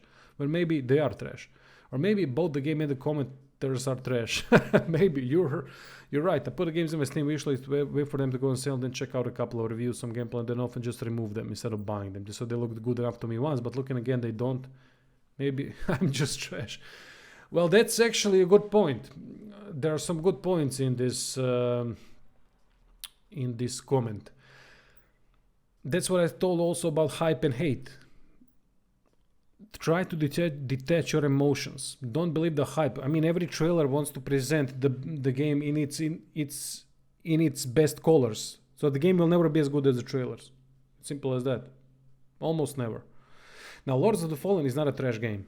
Anyone who says Lords of the Fallen is a trash game is objectively wrong. It has some trash designs. It has some really mediocre things, but it's not a trash game. Trash game is a bad game. Really, there's no how to put it. There's no good things about it. That's a trash game. Some like that Valkyrie Chronicles that I reviewed. Jesus Christ, that's a trash fucking game. Or Golem. No, not Chronicles. I don't know. Valkyrie, some bullshit. New one, the latest one. I don't think. Okay. The Parallel Dimension was in the first one, so I don't understand how that is a negative. because the story and writing didn't improve. It's arguably worse. Exactly. They had 12 years and still feel like portions of the game were cut. The lore changes they made from the first to the second game are kind of dumb as well. But there's no lore. I'm trying to, see the history of the world or some shit connected, but there's very little lore in the game. The parallel dimension is the laziest type of writing that there is, because it incentivizes asset reuse and just switching things around to make it seem like a new story. That's the easiest story to create ever. There's almost no creativity in parallel dimension storytelling, unless they truly make it something ridiculous. I don't recall last time I played a good parallel dimension story, but maybe because my memory is absolutely fucking terrible. So I'm telling you now, they made this game super fast because they just took Dark Arisen and gave it a graphic overhaul and flipped it. Yeah, I said it. It's a beautiful asset reuse. They did improve some things, but they reverted back with others. The world is not great to explore. It is for first 10 hours, but the world is beautiful. One of the most beautiful worlds out there. That's the biggest factor why I am enjoying the game as much as I am, because of how the world looks. There's so many details in the landscape. It's fucking fantastic. 10 out of 10. But content-wise, it's mediocre, really. It's just a game that plays to its strength. The stories are almost poor. Games are about the game. Games are about the gameplay, after all. The story of any game is within the gameplay. No game can rival a book or even a movie for storytelling. Games do it differently. But that doesn't mean that if you do something, do it well. Don't include the story for the sake of the story. Create a sandbox game, put me in. But if you're creating something that is not good, then it brings the whole experience down. You still have to go through it, through the story and everything. So if you do something, do it well. It's an RPG game, right? So it should have somewhat of a story. It does have, but it's not a good one. It's been presented in a bad way. I had fun with the game, but felt overall it was the first game with better graphics and should have been $40. They are lucky I find the combat very fun, or I wouldn't have bothered. Yeah, $40 is realistic. While I totally agree that people obsessively defend their purchase, I do disagree with a lot of your text here. But that's how opinions work. I'm at 70 hours and have 7 vocations maxed out. I'm enjoying everything about the game with obvious exceptions. But on the whole, I think the game's all I wanted from a sequel. I wish they nailed... Well, your bar is too low, really. I wish they nailed every aspect, and they definitely did not. But they definitely iterated over the first in many positive ways. Places they dropped the ball are things like inventory management.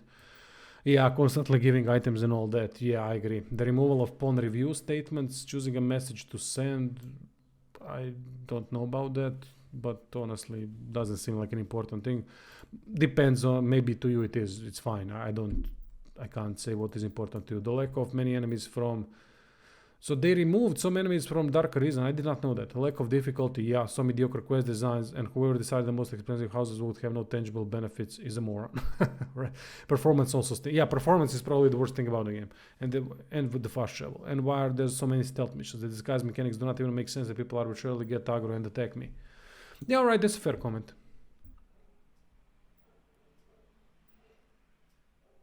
Yeah, they have a hotkey for opening up. I get it. I was lost a little bit when playing Dark Arisen with those dead button combinations as well. But yeah, this is a fair comment. I got no problem with this comment. I just think that you should have raised the bar a little bit higher. That's it. Because you want to get the best product possible, not get the most decent product possible, right? Thanks for sharing this. It's very important to say that Dragon Dogma 2 is mostly mediocre, and objectively it has nothing to do with the amount of fun you can have by playing it. Yeah, exactly. Just that for a company this big, I expected some things to be just better, Let me share some thoughts with you too. Totally agree with the poor quality of the story. The world's aesthetics has some dense feeling around it, doesn't it? I agree with you, it's beautiful, more detailed, more immersive than most other games. Although these two could be much better if exploration was actually meaningful. Enemies more varied, and if you could just walk around for more than 10 seconds without being interrupted by some mindless goblins or whatever. Yeah, it was even worse in Dark Arisen in that regard. At least from my brief experience with the game. At first, I kind of liked the fact that you had to meet masters around the world to unlock new vocations. I like the idea of learning new combat styles from your travels, but the way the game actually do it is ridiculous. Yeah, that's it. You just talk to some random guy, you learn the new vocation, lazy bastard. The lack of fast and where these vocation masters are placed is even... A lack of SRL becomes a real issue. Yeah, it could perhaps be a tool for enhancing immersion, but with the lack in enemy variety, the non-stop talking pawns, and also the fact that they sometimes get stuck and die, the monsters overcrowding the road and attacking you all the time, it's just a pain. And I think it's even worse considering the fact that devs criticize other companies for not being able to develop true engaging open worlds and having to counter fast travel systems to fill this gap. Wait, Capcom criticized others for the... They are delusional. They're fucking delusional, man. I think for me, what actually saved the experience the way the game encourages to try different vocations. Yes, I agree there. This kept things fresh for me. And what really bothers me, the feeling that by watching the trailers before the game's release, we have seen it all. We have basically seen all enemies' vocation skills in the trailers. I thought they were showing just a small portion of the game, but no, this was all they had to show. You're not that much wrong with that statement. I also hate the fact that you can't dodge in this game. I really like the fact that when you get hit you feel dizzy and stunned. It's very realistic. I agree there. But not being able to dodge or evade attacks is not realistic at all. It's just what the fuck. Well, actually, see, I don't entirely agree with dodge. I don't think dodge is necessary in this game, because there are other ways that offset need for dodge. For example, we have a party system, so enemies' attention will be diverted to others, not just you. Classes that want to deal with the enemies up front have usually dodge or block. So it depends on the class. Now, for the solo experience, I agree there. Dodge would be very, very useful to manage the stamina with, and to give yourself a chance to avoid some of the things, because you can get permanently staggered quite easily in the game with some classes. But it's also part of the challenge. I actually played a lot of Sorcerer and Mage lately on the stream while playing the game solo, and I have a big task of managing stamina with especially Mage and Sorcerer and to survive. So it's quite challenging. So I have to run around, use better positioning movements, which is good. But then you also see how weak the AI is. AI gets stuck on fucking everything. And it lowers the immersion. The game is worse than the first game. Everyone has been dragged through the mud. And if you disagree with me that you're just defending the publisher, that's hell of a take. But I'll take the debate and leave the comment, because generally I can work and enjoy my time with the game. I'm not saying that you're defending the publisher. I'm defending that you're defending the purchase. There's a difference. But I did not say that. I did not say that.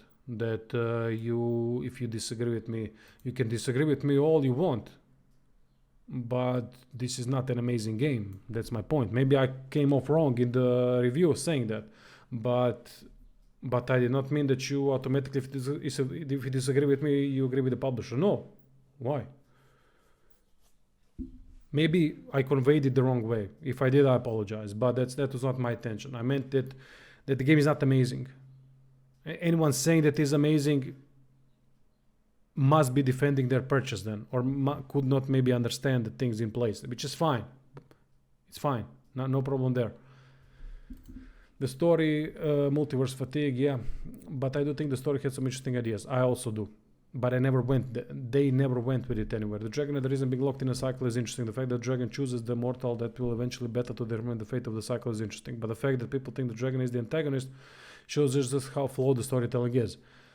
Yeah, I didn't think dragon as well, actually I did before the ending, right? But then you start thinking differently. But they never built before on that story to make you start questioning what the hell is going on. Maybe I'm taking this a little bit different. They never really went with it. Yeah, this concept is almost completely divorced from the open world gameplay. I agree. Some are interesting, but the main quest line does a poor job of reinforcing the story. The main characters are how they drive towards the conclusion. Again, they introduce interesting concepts like a false horizon, but very little is actually done with it. I absolutely agree with that. Some side quests are better than others and introduce characters and fights that I enjoyed. Yup, same here. Others are pretty lackluster. The fact that there are a couple of stealth quests in the game with no stealth mechanics is pretty bad. Yup. And while I appreciate the fact that pawns travel between worlds and also some quest NPC destinations, Capcom again didn't do enough with it. Yeah, pawn system is very interesting. Very unique, I think, also. Well, actually, I don't know if it's unique. Maybe some other games have used it. Those are the two biggest issues with the games now, which is why I approach Dogma thinking it's a story-based RPG with a robust quest system. You're probably going to have a bad time. That's why I should never approach games with having any sort of expectation. I don't have any expectations when going into games, except some games because I know the developer very well. For example, Team Ninja game. I know the combat is going to be very good, character progression is going to be very good, but most other stuff is going to be bad. So sometimes you can have expectations, but usually I would advise you people something to enjoy games more, to be surprised more. Don't watch trailers, don't watch reviews. Actually, watch reviews, sorry, not reviews, but don't watch previews or hype videos or hate videos. Forget about it. Completely discontinue yourself from YouTube and everything else for a game that you want to play. That's what I did with God of War, and I enjoyed it immensely because nothing was spoiled, even though I played it a year and a half after it released. So don't join the hype train and don't join the hate train. Don't have expectations going into the games. Don't. It's not going to lead anywhere good. If you have expectations, that even if the game matches the expectations, you're not going to be as surprised because you had expectations in the first place. But if the game fails to meet your expectations, then it's going to feel worse than it actually is because it disappointed you. Disappointed is a subjective feeling that you can control. So don't go in it with expectations. Just go with a clear head if you can. You're going to enjoy games more and appreciate them more and look at them more objectively. And that also means that you're going to appreciate more the game designs that are actually good.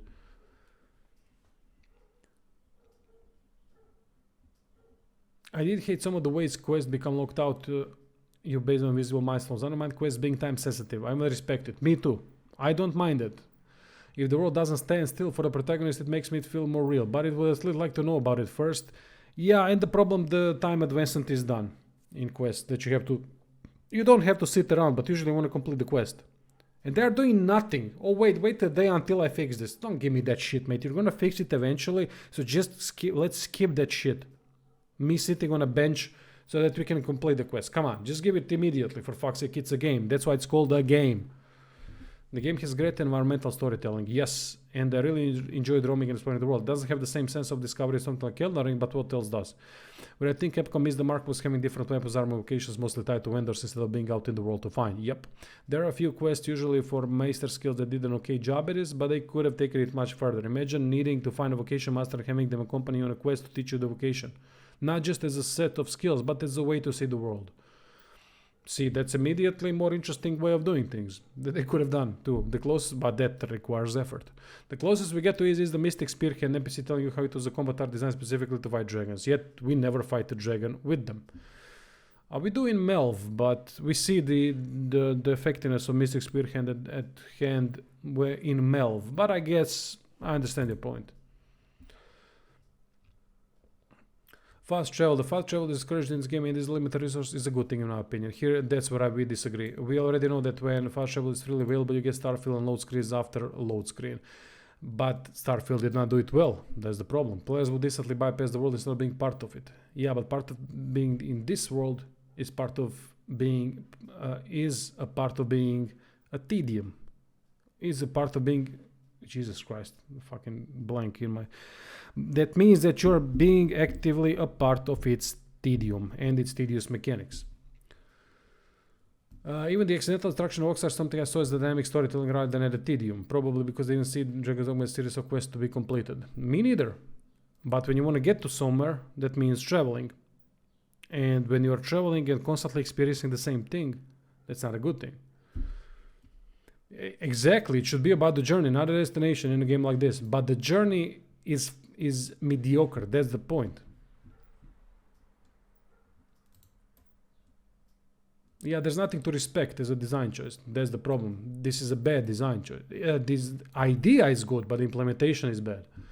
Inventory management. Weight limits like the one are the least interesting way to restrict the player. I would rather they allow you to buy a mule with cell base than you need to protect, even if it meant that it could run off and die in the brine with all your stuff. Oh god, no, I would get pissed off at that.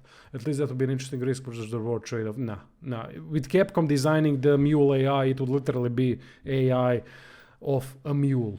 A big part of the reason that I was able to enjoy exploration while fast travel didn't bother me because I played with a single mode on PC that set all item weight to 0. Oh well, that changes things drastically, but it doesn't fix the problems of the open world.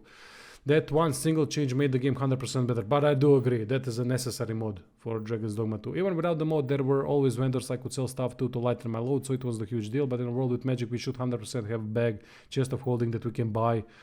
Giving players away we can eliminate reducing inconvenience as a form of progression is a good design. Yep. Vocations. Like the base design of the vocations, I also think it's fine that some vocations are overpowered. Balance is overrated. You can make an RPG with 100% weapons and spells and that all the 1d6 and will be perfectly balanced, but not very fun. That's not... Okay, I'm gonna get back to it, but that's not part of the balancing. It is one, but not the only one. My issue is that Capcom didn't do anything to tie vocations to the setting and to incentivize mastering multiple vocations. Vocations like the Magic Archer, Mystic Spearhand, and Trickster should have required the mastery of base classes first. Mastering the Archer and Mage, for example, to then combine them is only the reason would have been a way to get players to engage with swapping vocations while also tying it to the lore and world building. And maybe also switch skills between those vocations, the base ones and the advanced ones. I think that would be really good addition. The biggest miss in terms of vocations is the warfare. Rather than just being another choice, especially one that loses a dedicated skill button, it could have been an extremely cool vocation to chase for the end game that allowed players to mix and match skills freely. They could have even expanded their weapon upgrade system to allow warfarers to merge existing magic weapons into legendary weapons. Imagine combining a sorcerer staff and a warrior greatsword into Jade spell sword that allowed you to cast the abilities from both vocations while equipped. See, those are some good, interesting ideas. But when it comes to balance is not only about having things that do the same amount of damage. It's about the progression on the map where enemies scale so that they scale to continuously provide some kind of a challenge. There's a problem with the EXP systems. EXP systems in most games these days, unless it's a CRPG, are terribly done. In action RPGs, most action RPGs, not hack and slash, but action RPGs like Dragon's Dogma 2 have terrible experience point systems. You can overlevel easily, make the game a cakewalk and so on. That's the problem, part of the problem, how that is implemented. Another part is the AI. Enemy AI is terrible in this game, except for humans. Humans do kind of offer a little bit of different tactical approach, which I find quite refreshing, but monsters are terrible when it comes to the AI, and that's a big disappointment, which is one of the things why they are not challenging enough. So it's not just about all the weapons doing the same amount of damage. It's about balancing the skills. So the skills are effective, but not effective against each enemy the same way, which in Dragon's Dogma, to some extent, is done. Not everyone is resistant to the same type of the element and all that, and debilitations. So there is that part, but the overall balancing should always be present in the game. It's going to be extremely difficult in CRPGs, but in action RPGs, it should be easily done, to be honest. There's no excuse. It's just laziness. Lazy design and lack of playthroughs, lack of testing. That's all it is. But in action RPGs, where when your skills are tested, your stamina management is tested, then it's a different story altogether. You gotta have a great balancing. But in CRPGs, it's almost impossible to do it because of all the designs in place. That's the problem with the character progression and character customization through the leveling system. In CRPGs, it's very complex. So you have so many things, but in Dragon's Dogma 2 you don't have it. Customization is very limited. There's very limited amount of skills available. So balancing should definitely be much, much better. I really enjoyed the combat system in Dragon's Dogma 2. I did too. Well, I know that a lot of people dislike the lack of an active dodge input. I enjoyed vocations like the fighter and Mystic Spearhead have weapon skills that could double as a dash. Even the Magic Archer allowed you to shield your allies. I wish every vocation had a similar weapon skill or core ability that offered something similar. The Mage and Sorcerer lacking a magic bubble shield similar to the Spearhead is something I found confusing. The Mage and Sorcerer lacking a magic bubble. Well, they have the High Palladium. At least the Mage has. I also appreciated the incantation system for caster as well, even if Capcom could have done more with it. For example, give powerful spells 2 or 3 charging levels that each take longer than the last. The trade-off for a quick spell versus a heavy hitting spell would have given casters a hard skill ceiling. Not a bad idea at all. Damn, that's a long post. I mean, I gotta put a like here, mate. It's appreciate this post. This is a very constructive criticism and discussion and an opinion of a person providing also facts and logic through it all. I really appreciate comments like this.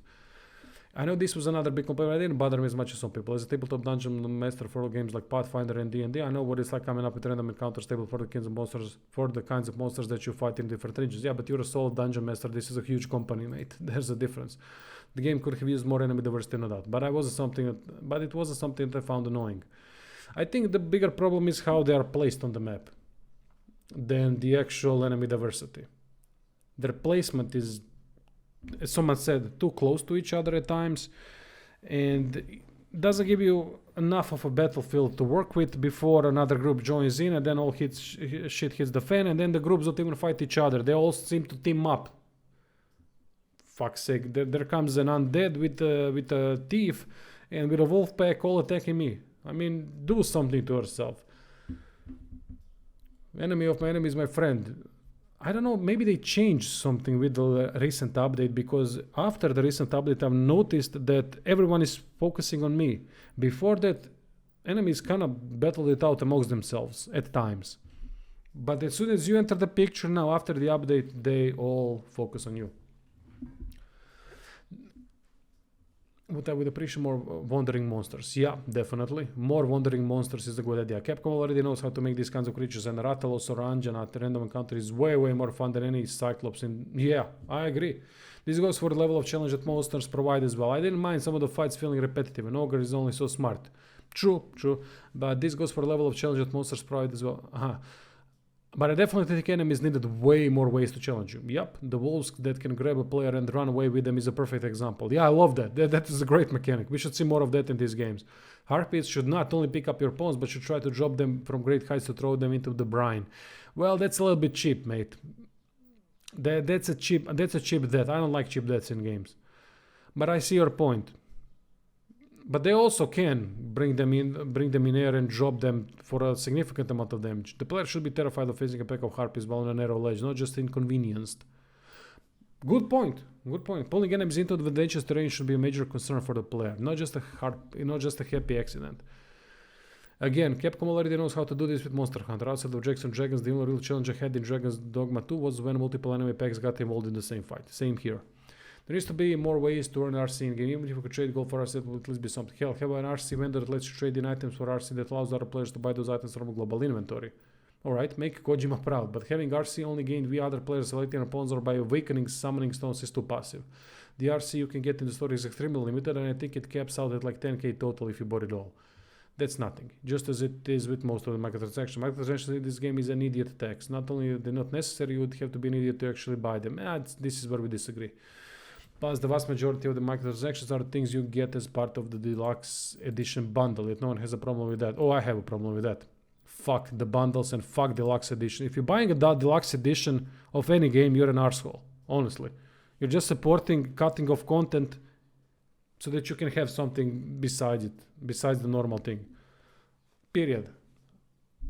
Fucking deluxe editions are one of the worst things in modern gaming. I think much of the microtransaction controversy around this game is overblown rage bait used to generate clicks and views. You can say that for other people, not for me, because I don't have views from these. So I don't hunt for views. I hunt for fair and honest opinions of the things. I gave it in the first 10 hours and gave it on a full review. I changed my mind a bit in the full review, but that microtransactions cannot affect the game is a lie. That's not true. They can affect the game. Not in a major way, but they can affect. Better just ignore it? No, never ignore microtransactions. I completely disagree there. Always push back on microtransactions. Because microtransactions are always bad for the game's design. And they are not non-impactful. You can tell me to fuck off from game for, but the genie is never getting back into the bottle. You can't prevent microtransactions from showing up in games. You sure can. Boycotting isn't effective. Rebombing is a childish temper tantrum. All you can do is not buy the microtransactions. See, that's the problem. If you think like that, then you are okay with game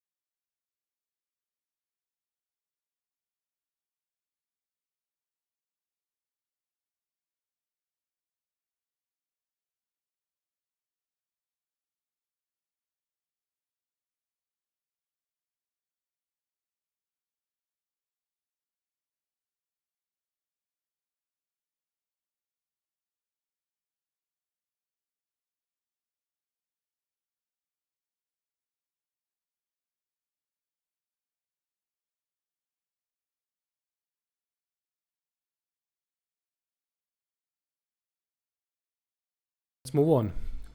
All this well thought out critique of the game is overshadowed by yet another reviewer who can't resist to cry microtransactions, they were the core problem of the game. On a side note, Capcom, Square Enix, Bandai Namco, those JRPG developers have dozens of DLCs for each of their single player games, cosmetics, items. No one complained about the DLCs for Resident Evil 4 Remake. None of the DLCs are necessary. They are basically then it doesn't say. Well, here's the thing. I will always push against microtransactions. They have no place in gaming, and I will explain one of the things how it affects Dragon's Dogma 2 and how it affected the design without a doubt. Not the Port Crystal one, but the Wakestone one. On a side note, yeah, I'm against all of that, but I didn't play Resident Evil 4 Remake, and the fact that they do have DLCs and they can also affect the game, that's terrible.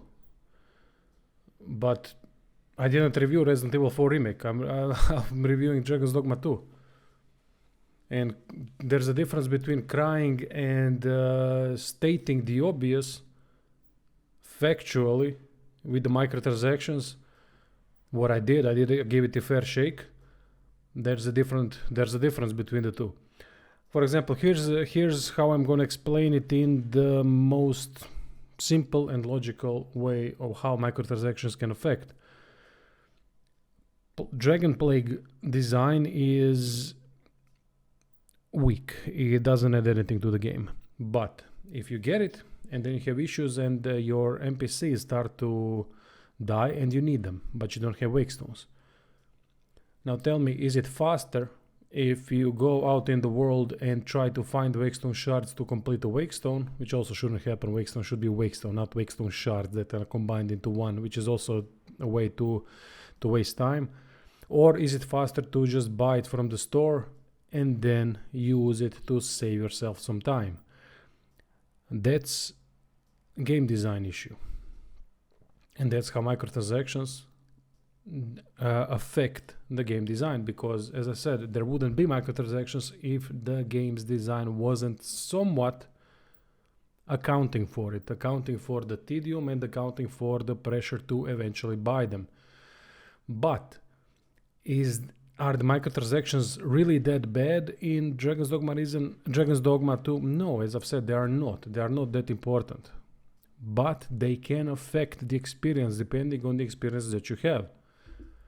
In short, the game is strange. You would think after all those years they would have improved the game. Yeah, by a lot. For example, fast travel. The game does not respect your time. Yeah, the developer stated they wanted to go on your adventure, so they limited the amount of fast travel. You need to get port crystals, which are very limited unless you buy them from the microtransactions. Well, there's only one, so you have to use fairy stones, which can be expensive to buy within the game. I understand traveling on foot to discover new locations, but once it's discovered, then if you want to come back to the place, you have to travel all the way back by foot. In Witcher 3, you also have to travel by foot or horse, but once you discover a new location, the fast travel becomes available. You discover the location, that's it. Why make the player have to walk all the way back and forth? Agree.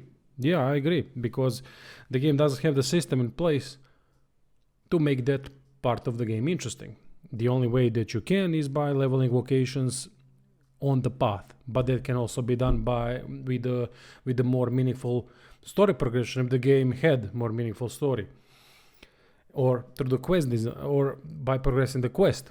So there's a natural way of progressing and leveling everything, and there's also a unnatural way, which is the more boring way, the repetitive way. There's a difference. Additionally, the inventory management in this game is not good. Yeah, for a game where you can't travel by foot a lot, you're picking up a lot of items and the weight adds up so quickly. The weight system in this game is bad. Yeah, without a doubt. Finally, the enemy variety in this game is very limited. Sure, fighting so many harpies and goblins gets boring so fast. Most of the enemies are from the first game. The game needs a lot of improvement. There's a lot of potential to be an awesome game, but they need to work on quality of life issues, inventory management, and more enemy variety, among other things. Yeah, I agree. It's like the days that they were making fast travel fun was to have combat happen to you a lot, but if that's all it takes, then old school JRPGs with random combat every 2 steps have fantastically fun travel, and that's just absurd. Yeah, kind of a good point. You're wrong in the first paragraph. You can buy a single port crystal, not multiple like you think. Yeah, that's a fact. It's Capcom. Capcom, I repeat, Capcom. Do you need to know anything else? Thanks for brutal honesty. I'm so tired of gaming press reviews and YouTubers being overly positive and forgiving for these massive titles. Also, the blind fanboy gamers in every goddamn comment section white knighting for the companies. I'd love to hear your honest review of Final Fantasy VII Rebirth. I will eventually play the Rebirth, and give the review.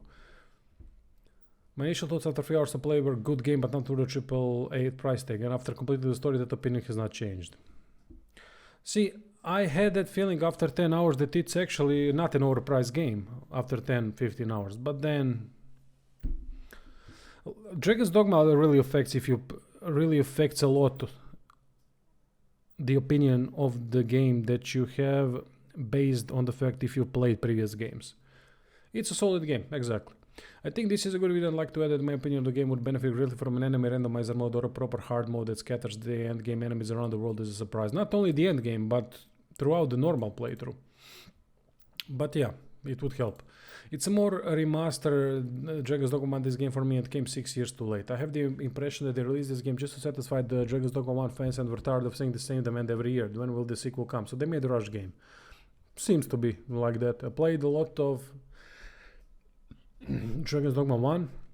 This game has this deja vu feeling. Now for the graphics, it's better. But if I compare it with Horizon Forbidden West, it's okay. For the open world, I prefer Horizon Forbidden West anyway. I didn't play the second one, so I don't know. But I think Dragon's Dogma looks quite beautiful. Creatures look amazingly detailed. The world, as I complimented it earlier, but the creatures itself, dragons are some of the best looking dragons I've seen. I had a choice for buying Dragon's Dogma 1.5 or Horizon Forbidden West on PC. My choice was easy. Horizon Forbidden West is much better. Many domain and the optimization is stunning. Maybe I buy Dragon's Dogma 1.5 in 2 years on GOG if they fixed all these problems. They won't. Thanks for this. They won't fix everything. It would mean changing a lot of things. Except for having fewer skills, both available and enabled, only a single weapon equipped is a stripped down inclination system, clunkier movement due to fewer mobility skills, worse inventory management. I wish they had just done a remaster of Dark Arisen. That's not a bad idea, actually. A full-fledged graphical overhaul. Not the remaster, but the remake. But then again, maybe Dragon's Dogma 2 is actually a remake of Dark Arisen, but without the content. But overpriced it surely is. Yup. I'm a Dark Arisen fan. I was looking forward to the second Dogma. It's good that I didn't buy it. My disappointment is difficult to describe without swearing. Even the combat system, which is considered a positive aspect of the game, seems less deep than in the first game. The animations are better, but nothing more. I think the animations add a lot to the game. They really improved the animations. The variety of opponents is less, even if you exclude Dark Arisen. New mechanics, for example, camp press and dragon plague seem to be specially made to stretch out the game time. Yeah, that is correct. The warfare class is generally some kind of lazy crap. Why come up with a new... Am I missing comments here? Why is there no read more?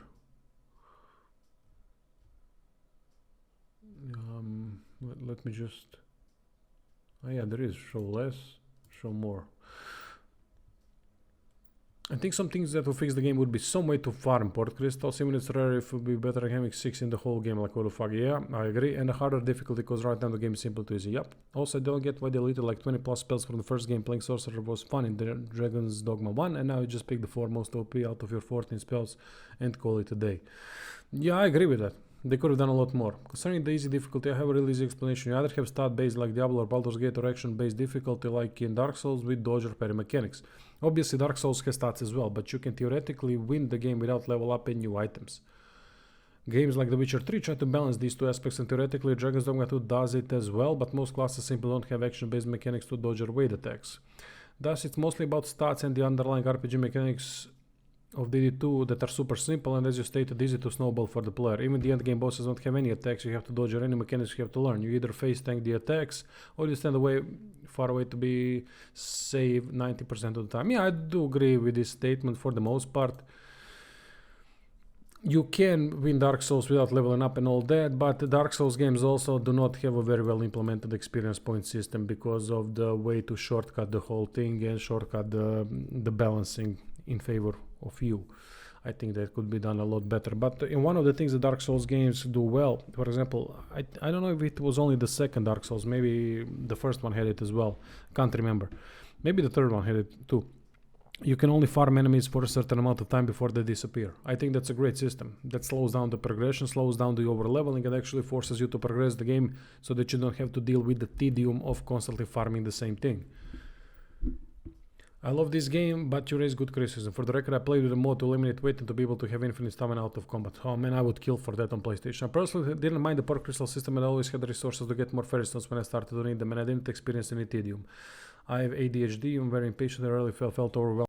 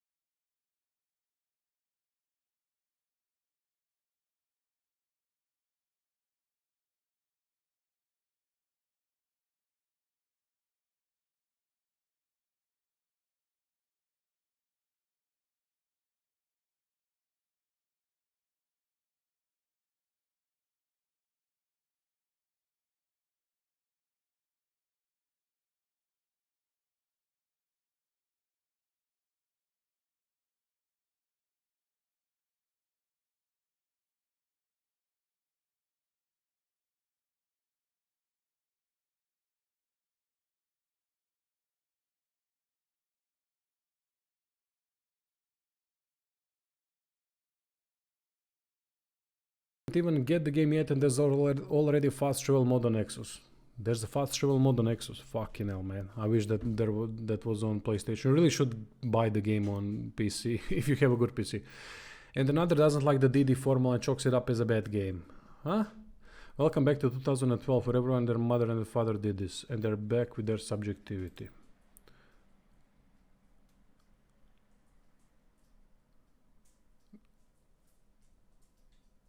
Yes, at the end of something, I think it has a meaning.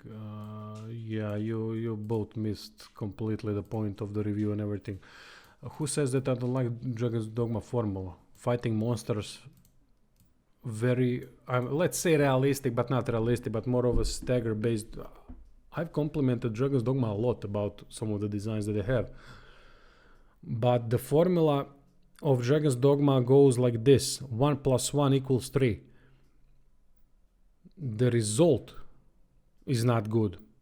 Formula is all right, but it's all about what comes up on the other end, and that's the problem. When you get systems that don't work well together, and that that enforce bad things about the game, not the good things,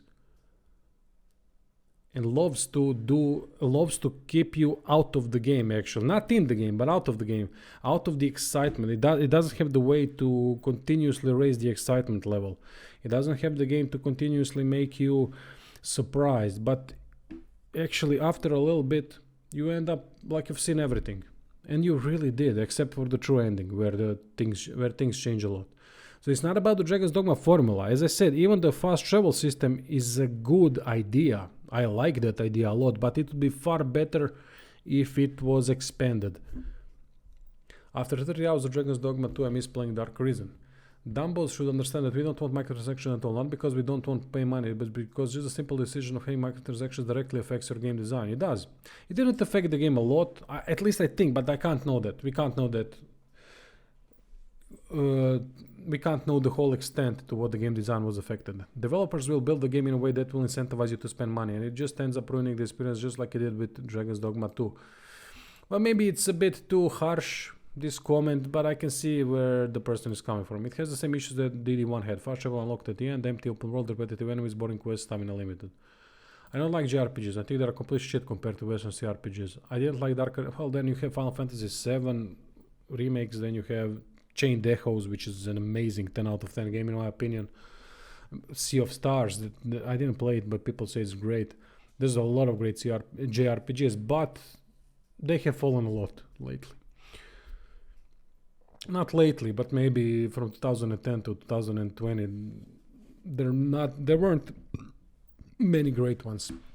I didn't like Dark Arisen, and surprised I didn't like this. The story and writing dialogue are comically bad. Like honestly, yeah, the dialogue, there's a lot of filler dialogue in this game. Like honestly, the worst I can remember in any CRPG, but this isn't a CRPG.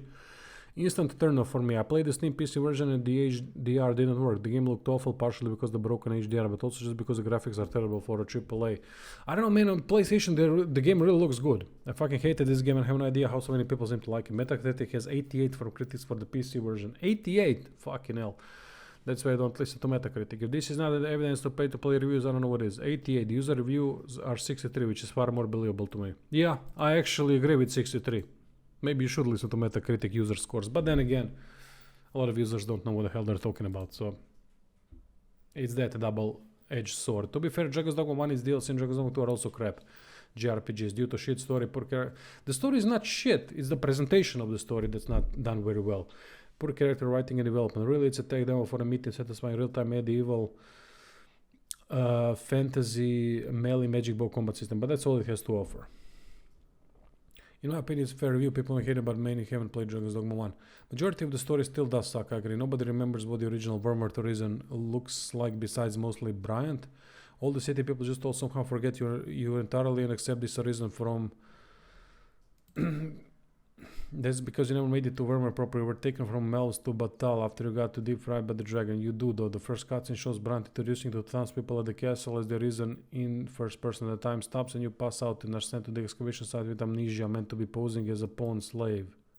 I didn't notice this.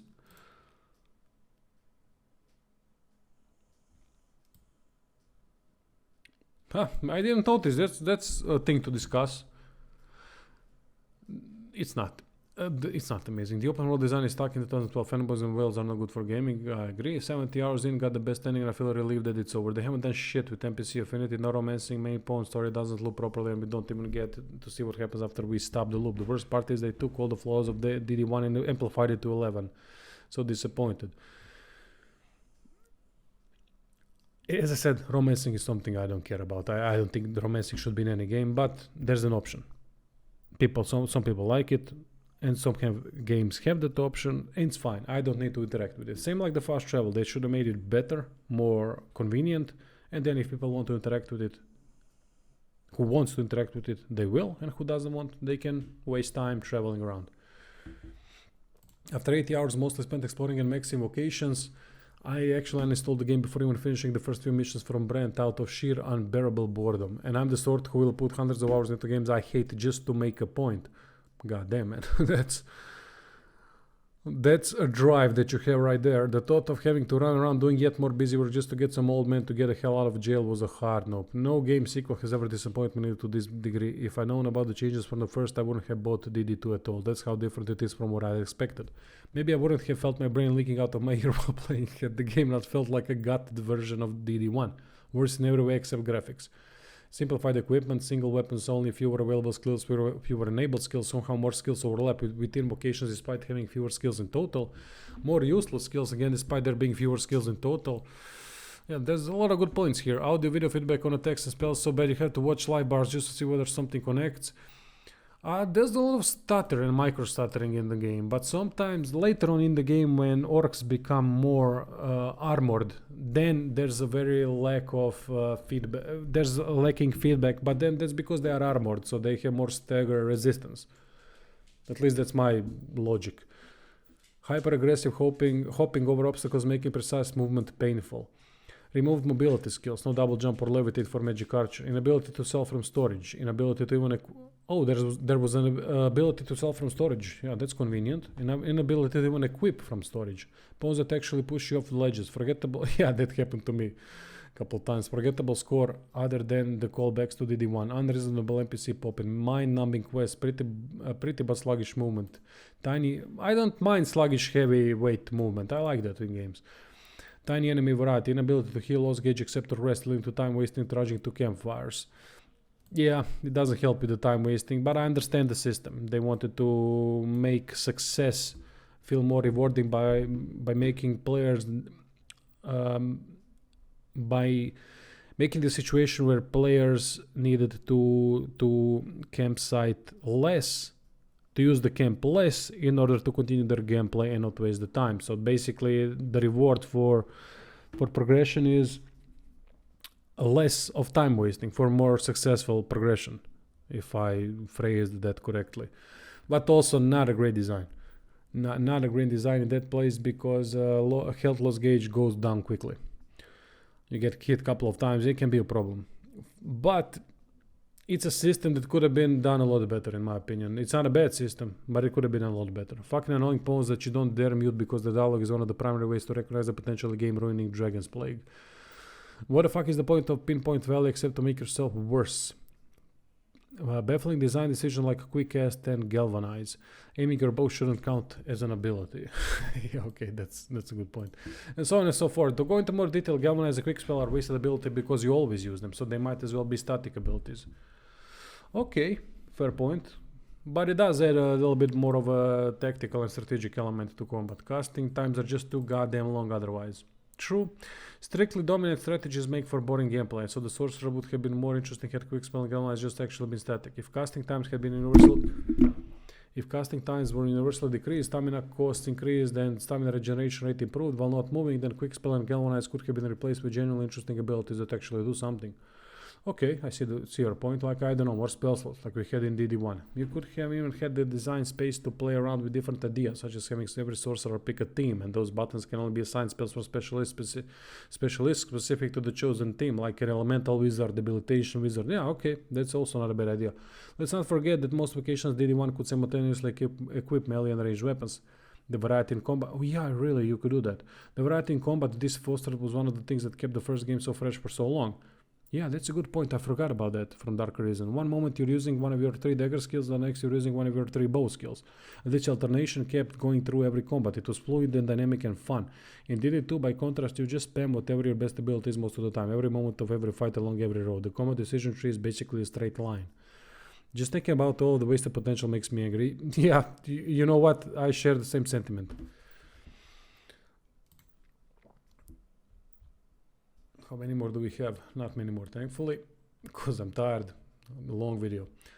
But really good, a lot of good comments. So many comments saying the combat in DD is improved over the Dark Arisen. Now, you may find the sequel's combat exceptionally fun, but fun is a purely subjective normative judgment. Yes, you are correct about that. We can yell at each other until the heat death of the universe without making any headway on that front. What we can talk about meaningful is combat depth, and DD2's combat is objectively numerically probed the shell over the Dark Arisen. Yeah, now the previous viewer commented about the variety of weapons you can actually have. You are right. You are right. Unless you've developed new Pino axioms under which 1 is more than 2 and 4 is more than 6. No, I didn't think so. Honestly, it's like people are conflating flashy animations with quality gameplay. I actually saw a video posted on Reddit supposedly showing how awesome and definitely not boring DD2 combat is, and the video was of a fight against the Griffin, in which the Griffin did absolutely nothing. Yeah, AI is terrible for monsters, especially the Griffins. Literally, I got immediately knocked out of the sky and then wailed for nearly a minute before dying. Who's us? Such drama, much excite. Well, I do think that positioning and movement is very important in Dragon's Dogma, and I think that Dragon's Dogma 2 does it well. But I agree with the less skills available, less spells available, less active skills, less shortcuts to use those active skills, and now the inability to have more weapons, more different types of weapons equipped. Yeah, I actually agree with that. I finished it yesterday. The half-cooked boring story is unforgivable. The quests are infuriating, everything to make you lose your time and makes the short games look longer. Yeah, there's a lot of fillers. I agree with this game. I'll never buy a game from Capcom. Okay, good pun. Lazy ambitions developers. The map: 40% water, 40% inaccessible mountain, 10% circle hallways, 9% dead end, and 1%. 9% dead end, 1% shit loot. What a scam. They call this an open world. Combat is easy as shit. The game plays by itself. You gotta be really bad to die in this game. You can pause to heal. Yeah, that's not a good design. I agree there.